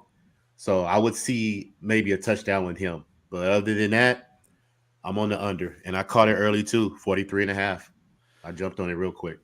Cardinals are Jojo says Cardinals are 0-6 versus NFC West. That's not this season, right? There hasn't been that many NFC West matchups. Yeah, he's probably saying in the last 6 games. Yeah, that doesn't surprise me because the Cardinals suck. I have the next game. So I have 3 locks for Circa. I have 1 question mark, which is Buffalo. It's going to be between this game and the next game. This is maybe a Ram spot. I kind of almost don't even care about. I mean, I don't know. Maybe I do. Anyway, Nick, did you talk about Arizona LA Rams? Yeah. All right, so we're good. All right, let's go to the next game, which is my team. One of my actually my NFL team, Chargers versus the Niners, and the Niners are looking like they should be looking. They should have been looking 4-4. I still think I don't know if they win the division, but they're still a playoff team. And if the Niners they're kind of like the Lakers used to be. If they get into the playoffs, they're a danger for whoever they play. Correct. If they squeak in, they play the type of game that wins championship football, and that is a defense. First of all, defense and special teams lockdown, and then a offense that's rush first with a coach that's creative. That is a Super Bowl. And that's why with Jimmy G, they went to a Super Bowl and went to an NFC championship, even though they didn't win either. I of like those. Jimmy G. I do too. I think this Trey Lance bullshit was bullshit, and we talked about this. They kind of got caught up in something weird with drafting the top 3 pick, and then all of a sudden they go to the NFC Championship. So like, what are we going to do? Should we switch him out? Trey Lance isn't the option. He's probably done in the NFL in his first year. Sorry, bud. But anyway, here's the deal though. I have the Niners as 5-point favorites, and they're laying 7 points. I might be on the Chargers with the points. And it's just because the Niners don't cover big spreads. The Niners aren't the type of team that they're not the Chiefs. They're not the Bills. They're not a team that can cover big spreads. So I think I have a question mark next to the Chargers. So, Nick, tell me why I should be on my team. You shouldn't. Okay, there you go. So go ahead. Yeah, I mean it's Sunday night, so I do have the under bet. That's no surprise there. I had to do this game for Power Hour today on picks and parlays, and I gave out the Los Angeles Chargers money line at plus 240. Money line. Yep. This is way too many points. I had this capped at around 3.5. So this is way too. Obviously, plus 7 is a bet for me, and definitely interested in. And I put half a unit on the money line as well. It's a primetime dog. Sometimes some fluky shits happen. Fluky shits happen on primetime games. We see dogs win often. Dogs cover a lot. Unders hit. So I think this is a low scoring game.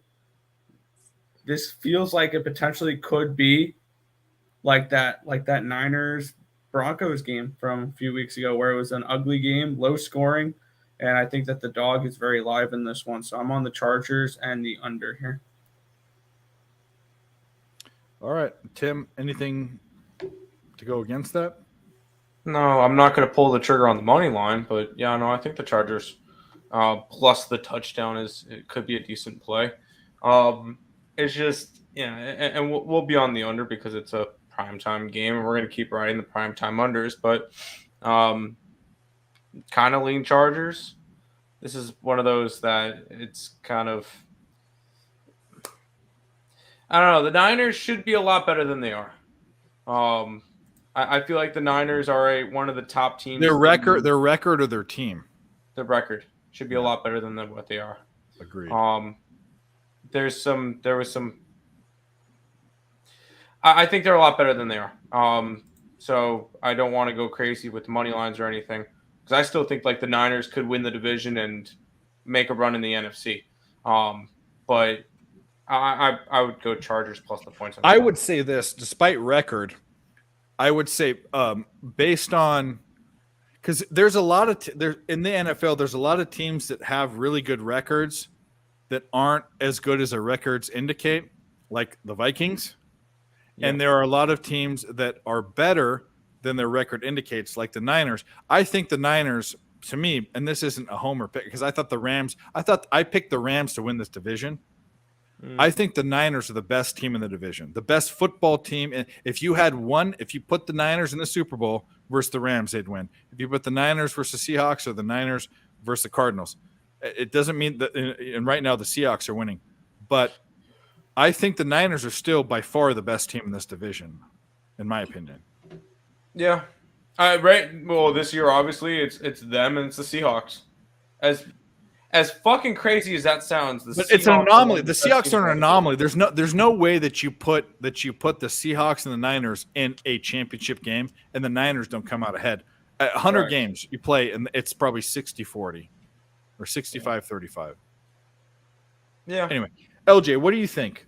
Chargers, Niners, primetime game. I think I'm leaning Chargers as well with the points. The 49ers, they only average 9 points in the second half at home. So if they come out to a good lead, I don't think they'll be able to score in the second half. Meanwhile, the Chargers average 17 points on the road in the first half, average 10 points in the second half. So that puts you at 27.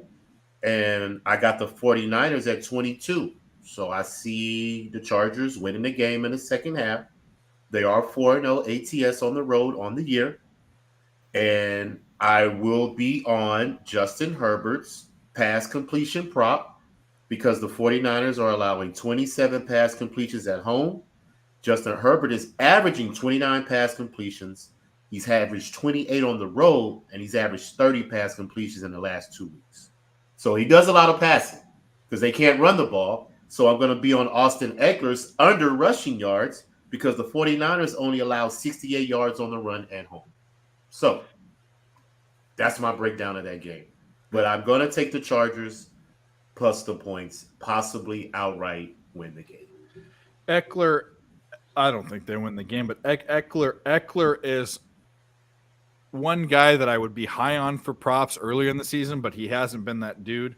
I think it's been the Chargers passing offense hasn't been anemic, but everyone thought that this team would be like, Herbert would be one of the top 5 quarterbacks and blah, blah, blah. That hasn't happened. But anyway, no. I think even though I'm a Niners fan, they're my team. I think he's better than Jimmy Garoppolo. Oh, well, as a quarter, well, I would say this. As a quarterback talent, yes. As a game manager, it's yet to be seen. But Jimmy G always makes 1 or 2 mistakes. That's the thing. You don't with the Niners. You could put Case Keenum into the Niners system, and they'd still be a playoff team. It's a system team. It doesn't matter who's there. Trey Lance screwed the system up because they tried to make him like Lamar Jackson or whatever. And that's not. They put Mac Jones in. Put Tom Brady. Hey, Tom Brady, come back home. You're from the Bay Area. Put him there. Hand the ball off. Hand the ball off. Throw screens. Hand the ball off. Throw screens. Throw one shot down the field. That's all they need. How ironic would it be if Tom Brady stole Jimmy Garoppolo's job? It would be great. I would love it. Love it, love it. You want to know why? Because the best game manager in the entire history of the NFL is Tom Brady. Yep. There is not one team in the entire NFL that only needs a game manager, and that's the Niners. Put a game man. Don't put Trey Lance there, this young kid. They made a big mistake. We've talked about this ad nauseum. Anyway. Yeah. Monday night. A game. Again, why the fuck is this a game that we should care about? Primetime. Washington, Philadelphia. If you weren't high on the Eagles, like LJ and I were, it still wouldn't matter because the Washington Commanders, Redskins, Eskimos, whatever the fuck they are not good, and they're even worse than people probably thought. So I have, but the thing is, I have Philadelphia as 11-point favorites. It's at 11. I'm going to find a way to be on a bet because it's the primetime game and I have to do a video and we do Twitter and all that. But for right now, I'm off it. I will say Heineke's a better quarterback than Wentz. Wentz's diarrhea brain. Heineke actually is kind of showing some like leadership and different stuff. Like when you look at him, like he's all fired up, and I mean Heineke deserves that starting role, I think.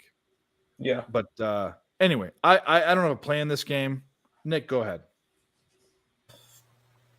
Yeah, no play on the side. There's no way in fuck I'm laying 11 points with a divisional game on prime time. That's just not going to happen. So by default, it's Commanders or nothing for the side. It's a divisional game. It's a primetime game. It's Over and under. and just for screw it, for chaos. Why not the Commanders outright in this game? Ah, damn it! You know, No, I'm joking. But how hilarious would that be if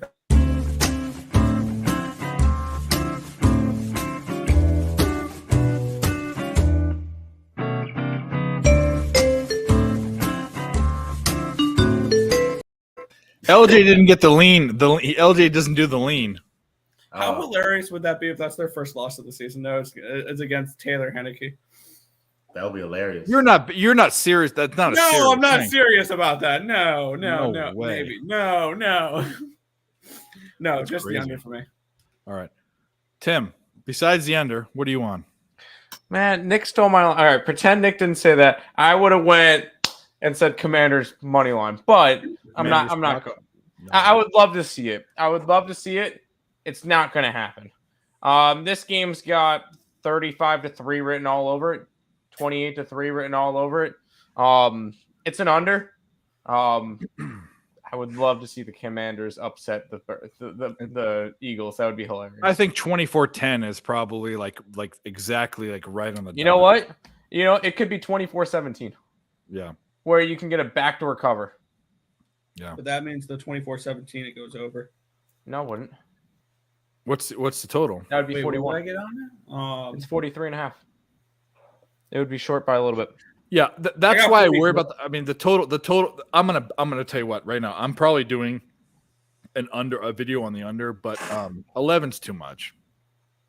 Heineke's a decent. Heineke is actually a starting quarterback. I think he could start for the Texans. He could start for the Falcons. He could start for the Colts. The Jets. The Colts, the Jets. Yeah, he is better than Zach Wilson, I think. As much as I love Zach Wilson, the MILF hunter, he's a game manager. Hold on. Yes, that's my quarterback right there. But I would. By the way, he's gotten a little chubby. Did you see? He got his he did an interview. His face. He's eaten a couple. He's eaten that New York pizza. It's good pizza. New York pizza is the best pizza. But that's not by the point. way, I will say that New York pizza is the best pizza. Duh. Better than Chicago. That's not even close. Yeah. Yeah. Anyway, LJ, through all of our bullshit, what do you say? Y'all guys know me. Y'all know who the Eagles are. They're First a half Eagles. team. Yes. And by the way, look at this comment from Markel, who just followed you. He knew what you were gonna say. Hey, he knows. That's me. First half, -6.5, man. 21 points in the first half. They're averaging at home. The Commanders are averaging 4 points in the first half on the road. That's 21-4 right there, first half. So I'm getting in and I'm getting out. Oh, the Ducks scored a goal? Ducks scored. Yeah, I'd say Quack. Yeah. Honestly, fuck the Wild at this point. I hope the Ducks win. I told you. The Sorry, over- LJ, I'll interrupt you. I want the Wild to lose how many more games in a row? So I have to get to 5 units. I want them to lose 3 more games so I can get off this fucking bet that I'm So on. that's the bet. They have to lose 5 in a row for you. No, my bet is this. So Terry, Terry, Yeah. this guy. Hold on. We can shun him 7 I'm times high. because he told me he was. I go on his show all the time, and he just And I'm actually very high. he just wants to go high and fool around with his dog and do his shit. But anyways, he had stuff to do. Anyway, the bet was this. I'm not an NHL guy, so I said, "Oh, well, I know more about NHL in the '90s because of ESPN, but now I don't know anything." He goes, "Oh, the Wild were a winning team." I said, "Okay, I'm going to bet half a unit." They said at the end of the season you'll be a winning. Okay, I'll bet half a unit every game, and I have. Okay. I'm down half a unit. I'm down over 2 units, which is more than 4 bets. Okay. I said if I get to 5 units, which is 10 bets, Okay. I'm off this roller coaster. Okay. So this game would put me over 2.5 units if they lose. I told Terry I want the Wild to lose every game until I get to minus 5 units so I can be off this bullshit because Okay. they are not good. They are not good. Well, that's what I get for following a trend with Anaheim, giving Yeah. up 5 goals. So Well, here's the deal. I'm on the Wild full game, which I still can win half a unit, but I'm on a full unit, the Ducks, in the second period. So no more goals. yeah, I feel you. Yeah. Looks So promising. you're on the first half. Yes, Philly. Eagles first half for sure. That's my lock of the week, of course. By the way, if you listened to me about that, you would have never touched the Wild. I know, but you know what? We do. I have a these things. ticket for them to miss the playoffs under 99.5 They're points. so bad. They basically Terrible. have one guy. They have one guy. They have one guy and a horrible goalie. None of their other players He are shit. happens to just be playing well for a couple games because he's playing bullshit competition. I sure no- hope you play well against the Habs and the fucking Blackhawks and And then they give up a ton of goals for like 5 games, and then you're on the trend. Okay, I'm on the trend of the over, and then they don't score goals in 2 games straight. Like, what is going on? That seems a mess. Anyways, all right. So for circle plays, I've got my circle plays. This is the first time this season that by Holy Wednesday I have shit. every circle. Granted, They remember what it was. They remember what it was. The Wild just scored. What You were period is shit it? talking them. They remember what a goal was. What period is it? Second. So I still have the third to get over 4.5 goals. Well, 3.5. It's it means 3.5. I probably push or lose my second half deal, but that's And all right. it was Karel the Thrill Kaprizov. Well, what do you expect? He's their only fucking player. I have $2 on him to score a hat trick tonight, so 2 more would be cool. Yeah. What's it at plus what? What, the hat trick? Yeah. 29-1. Oh, well, that works. That was a foul that wasn't called. What game are you watching? Lakers. No. Hey, how's that that Cleveland second half looking, Tim? And they just Oh, I don't need. I was sweating out the Florida shit, Gulf man. Coast San Diego game. I got my over. I'm good. Clippers up 5. Oh, sorry. You're asking. they're up. Cavs They're is up a 8 Cavs now. is a 4-point game. So Yeah. Cleveland up 7 in the second half. Yep. That's why I took Cleveland second half. Wow, they cannot score. They cannot shoot threes. The Lakers were within 2 points. Now they're down 8, and it's because the Clippers can shoot a 3, and the Lakers can't come down and respond. They need to get. Hey, you mean the Lakers suck? Well, they're not good, and they just shot another 3. Wow. And they missed. No, they made it. Oh wow. No, That's even more surprising. The Clippers, not Oh, the the Clippers Lakers. did. No. I was about to say the Clippers making it. That sounds about right. Anyway.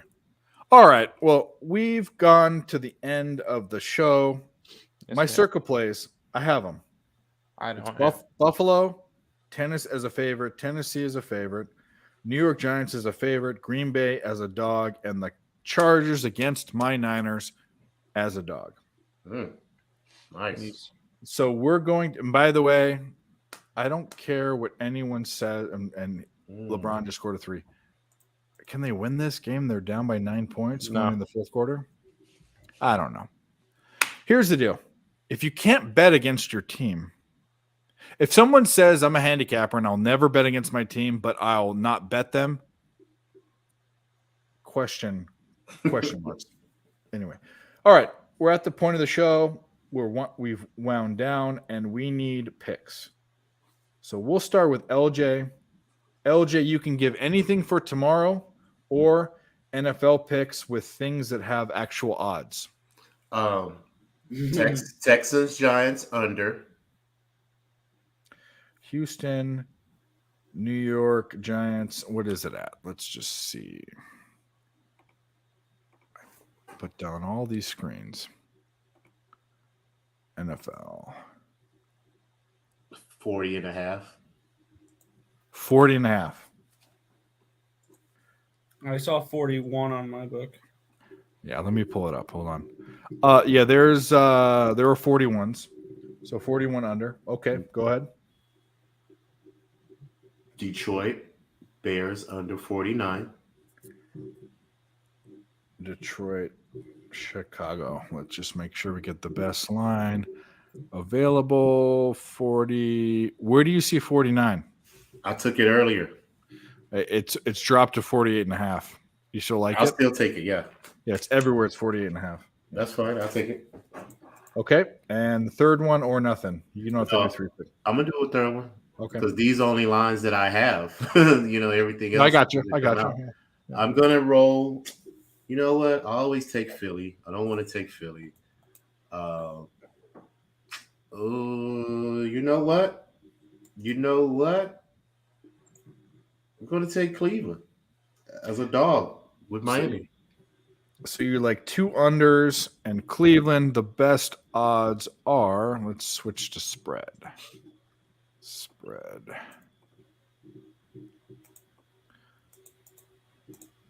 Plus 3.5 at minus 105.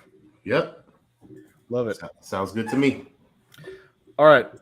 Nick, you're up. What do you like? Anything tomorrow or Sunday? What was that? You thinking? It sounded like you taking a crap. No. or having an orgasm. Either one. No. No, that sounded like no. Anyway, All right. back to football. I'm gonna start with the NHL. I'm gonna take the Red Wings against the Rangers. Let me find you the best available line for that. Because you're on your own on that one. Yes. Plus 144. Okay. We talked about that one. Yes, we did.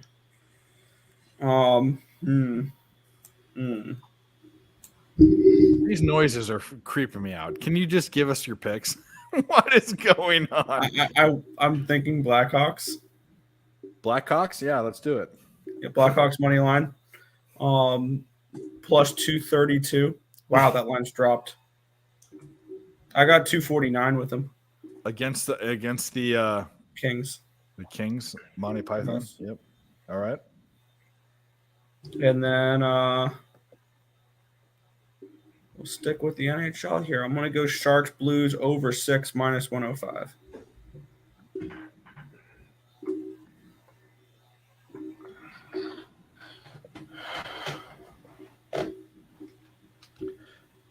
Under 6? Over 6. Over 6. Minus 105? Yeah. See, I do know what overs are. Oh, yeah. It's not in the NFL. All right, Tim, what do you got? All right. I will be the first person to put a college basketball play in. And it's going to be Appalachian State minus 4.5. What are the odds at? Minus 110. It's a spread. Minus 4.5. Minus 110. And minus 110. I'll go with my other one that I did a free pick video on. I'm going to go UMass, regular UMass, plus the 1 point. Because it was plus 1. UMass Amherst, not UMass Lowell. It's just the regular UMass. The Minutemen. Yes, Minutemen. Yeah. Not Lowell. Lowell Okay. is they're I don't know against what they are. Columbia. And then I'm going to do a college football for Friday night. because Okay. by the time it starts, we'll be on the show, Yep. and I'm going to grab my East Carolina Pirates plus 5.5. There's my 3 plays. All right. So, should I do all NFL or not? Because the only really play I like is the Flyers. That's the only other non. I also like Tulsa. Okay. So the first play that I'll do is Tulsa and college football tomorrow is Tulsa Memphis over 61.5. Let me make sure that's a good line. Let me switch real quick to NCAAF. Yep, and it's going, it went down and it went back up. So Dave is going Tulsa, Memphis, 61.5 over -105. Then we'll do 2 NFL. What game do you have on, LJ? I'm watching the Lakers and Clippers. That's what I figured. Yeah, and they're getting absolutely fucked. And they were within 2 points, and now they're down 13. It's crazy. Lol, just- Lakers. Yeah, well, there you go. That's what I get for betting them. Okay. Yeah. So the other, I'm gonna go Tennessee -2.5. We talked about that. And then the other one, should I dare do it? No, probably not. Green Bay? No. I like it. Yeah, fuck it. Let's go. Pack, go. Green Bay +5. That's my pick. All right, we got it. I will post these. Well, actually, the plays are posted on Friday night after the Friday night show. But that's what do you got? Should be a good over. And yeah, that's what I think. The two teams that don't play defense and score a shit ton of points. Let's go through the comments. Give me Indiana Hoosiers for Woodshed, Woodshed, for a Woodshed, for the Woodshed. Old Against Miss- Ohio State. Yeah, Indiana's against Ohio State this week in football. Unless they're talking Yeah, basketball. we're talking. I am way. Oh, basketballs. Is it on basketball tomorrow? I didn't Let's think look. they were playing tomorrow, but I guess they might be. I've got the Hold on. games written down. I just haven't. No. Ohio State's playing. Oh, they play against Bethman Cookman. Never mind. Yeah, In basketball tomorrow, they're like a shit ton favorites. yeah. Beth McCookman's always a shitty. Ole Miss for the beatdown. LOL, Tim. We always laugh at him. Yeah. By the way, that's a game that we're going to talk about on Friday. This I one, want Texas -7. I'm not even there. I'm not even there with my index. I don't care until I do it. I have to index 1, 2, 3, 4, 5, 6, 7, 8, 9, 10, 11, 12, 24, 5, 6. I don't really think it matters. I have to index 30 basketball games after the show, so that's what I'm going to do. Yeah, I already did all those. If you want to talk about them afterwards, we can. But No, we talked about it before you got on, I think. Or no, you were here. we're here for a little bit, yeah. Yeah. No. I need time alone to do them. We'll talk All right, about you it do that. tomorrow. Anyway, all right. We'll end the show with that. We gave our picks. We had the dudes come on. We'll start with LJ. LJ, plug whatever you want. You're everywhere. I mean, shit. Hey, I try to be, man. You know, You should be. Because I'll tell you this right now. These three guys are part of a very small circle of people that I think are, I mean, and I'm very critical, but these are three of my favorite cappers. They're all different in what they do. Even though Nick and Tim are twins, they're very opposite in a lot of things. But I would say that LJ is probably one of the biggest deep dive guys that I know, and I love it. So go ahead. Oh, appreciate that. Yes, you can find me on Twitter at LJ Sports Media, or you can type in LJ from H-Town. It'll come up however you want to put it in. You can find me on Pub Sports Radio throughout the week. I will be with Jimmy this Sunday, breaking down the NFL games, and I will be with him next Wednesday, breaking down the NBA card because the Dallas Mavericks will be in town playing the Houston Rockets. Oh, So, there you go. There you yeah, I'll be breaking down that whole card. Tune into my prop show that I started yesterday on YouTube, Raw Words Podcast. Like, subscribe. I will do a show every single week, breaking down props, keying in on players that have advantages against the teams that they're playing throughout the week. So I'll give you a broad analysis of what I see the mismatches are, because I've already made a promise. I'm not taking any sides until December. Like, I may take a first quarter or a second half like I just did Cleveland versus the Kings, but as far as a full spread side for a game, I'm not going to take it. Too many injuries, too much uncertainty. You never know who's playing. You got to wait 30 minutes before tip-off to find out who's going to be ruled in. So it's just too much stress for me to try to figure out a side when I could just key in on one player because I know he's going to do his job. You got to depend on the other 4 players to do their job for a team to win. And I don't feel like stressing over that right now. So let's just stick to the props. So I do it on Tuesday nights because that's usually a short card for the NBA. So Tuesday nights, follow me, Raw Words on YouTube. Wednesdays tonight on Nerd Talk with picks from days, of course, every Wednesday, breaking down NFL. And hopefully I can get back on Earl Sports with my guys on Saturday as well. Just shoot a message. So yeah, I try to be everywhere, man. I'm trying to make myself known, give out plays, and everybody can cash because we're not trying to be stingy with the money. It's us against the bookies, like Jay Money say. So hey. No, that's what this whole thing was about. That's why I don't put who picked what. I don't give a shit. It's all, we put it into a pot and we go at it because there's nothing else. And we didn't, I don't know if we want to talk about this, but there's nothing I like more.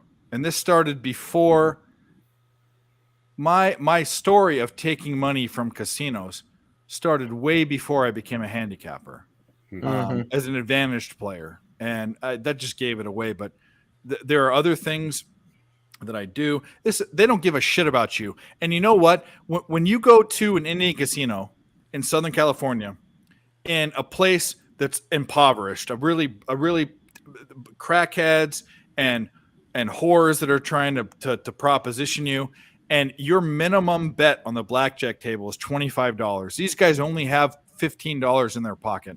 That's bullshit. These casinos don't care about you. These books don't care about you.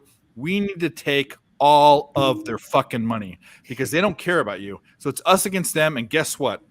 They have all. Here's the thing. I'm a winning sports bettor. I've won 80 units this year. I'm going to update my thing. And I don't have a computer. I don't have algorithms. I'm better than you are. And these guys are better than you are too. So we're going to take your money, you motherfuckers. But anyways, Tim, go ahead. Yeah. ESB show every single day. I'm currently looking at the standings on EarlSportsBets.com. We're number 1 in NHL, 84 and 82 this year, up 11.95. And then I like to one NHL, you guys are fucking killing it. NHL, Nick's killing it. And I like to one up them because in NBA, we're also number 1. And it's 68 and 59 up 15 units. So I'm beating Nick by 3 units right now. So ha. No, okay. It's back and forth. At least we're both way up in the sports. College basketball just started at the finish of the night. 20 and 21 down 2.65. It's 3 days in. I'm ready for it. I'm ready for the full season to really get into everything. We'll end up having a really good year. But you guys can check all that stuff out, earlsportsbets.com for any of that or anybody else that's on there. Because I know if I go to hottest cappers, I believe Terry's number 2 in the last 7 days. Sean him, but number 8. But he's been doing phenomenal as well. So both of us up there, both of us making a bunch of money. Check us out. ESP show at 10 and game time at 5 o'clock Eastern, Mondays through Fridays on that one as well. But we're also everywhere. We're on a lot of shows. But make sure you guys, most importantly, check out Dave. Picks from Dave. Check him out. If you haven't subscribed to him already, I don't know what you're doing. Just go and do that. Yeah, what the fuck are you doing? Just kidding. Yeah, exactly. All right, Nick, anything else? No, Nick from Getting Wild with Terry and Friends. Oh, of course, yeah. from Getting Wild with Terry and Friends. I'm on the leaderboards on there as well. I'm just kidding. On the leaderboards. I mean, all you have to do is put in one play and you're on the leaderboards there. So yeah, I'm on the leaderboards there. exactly. God damn it. Well, he's up in every sport except for NHL, which is his. That's what's so funny about that. The show is. The show. Yeah. Yeah, Anyway. so yeah, Tim got it all. All right, cool. All right, we're gonna end this, guys. Go like and subscribe to Raw Words, to LJ from H-Town on Twitter, from Giggity Gaming, from Nicholas_Earl on Twitter, to Earl Sports Bets. Go, if you haven't hit the like and subscribe and you're on my channel, the 5 people that are there, go do it right now. And I'm Picks from Dave everywhere. Thanks for watching, guys. Good luck at the window, and we'll see you on Friday, same time.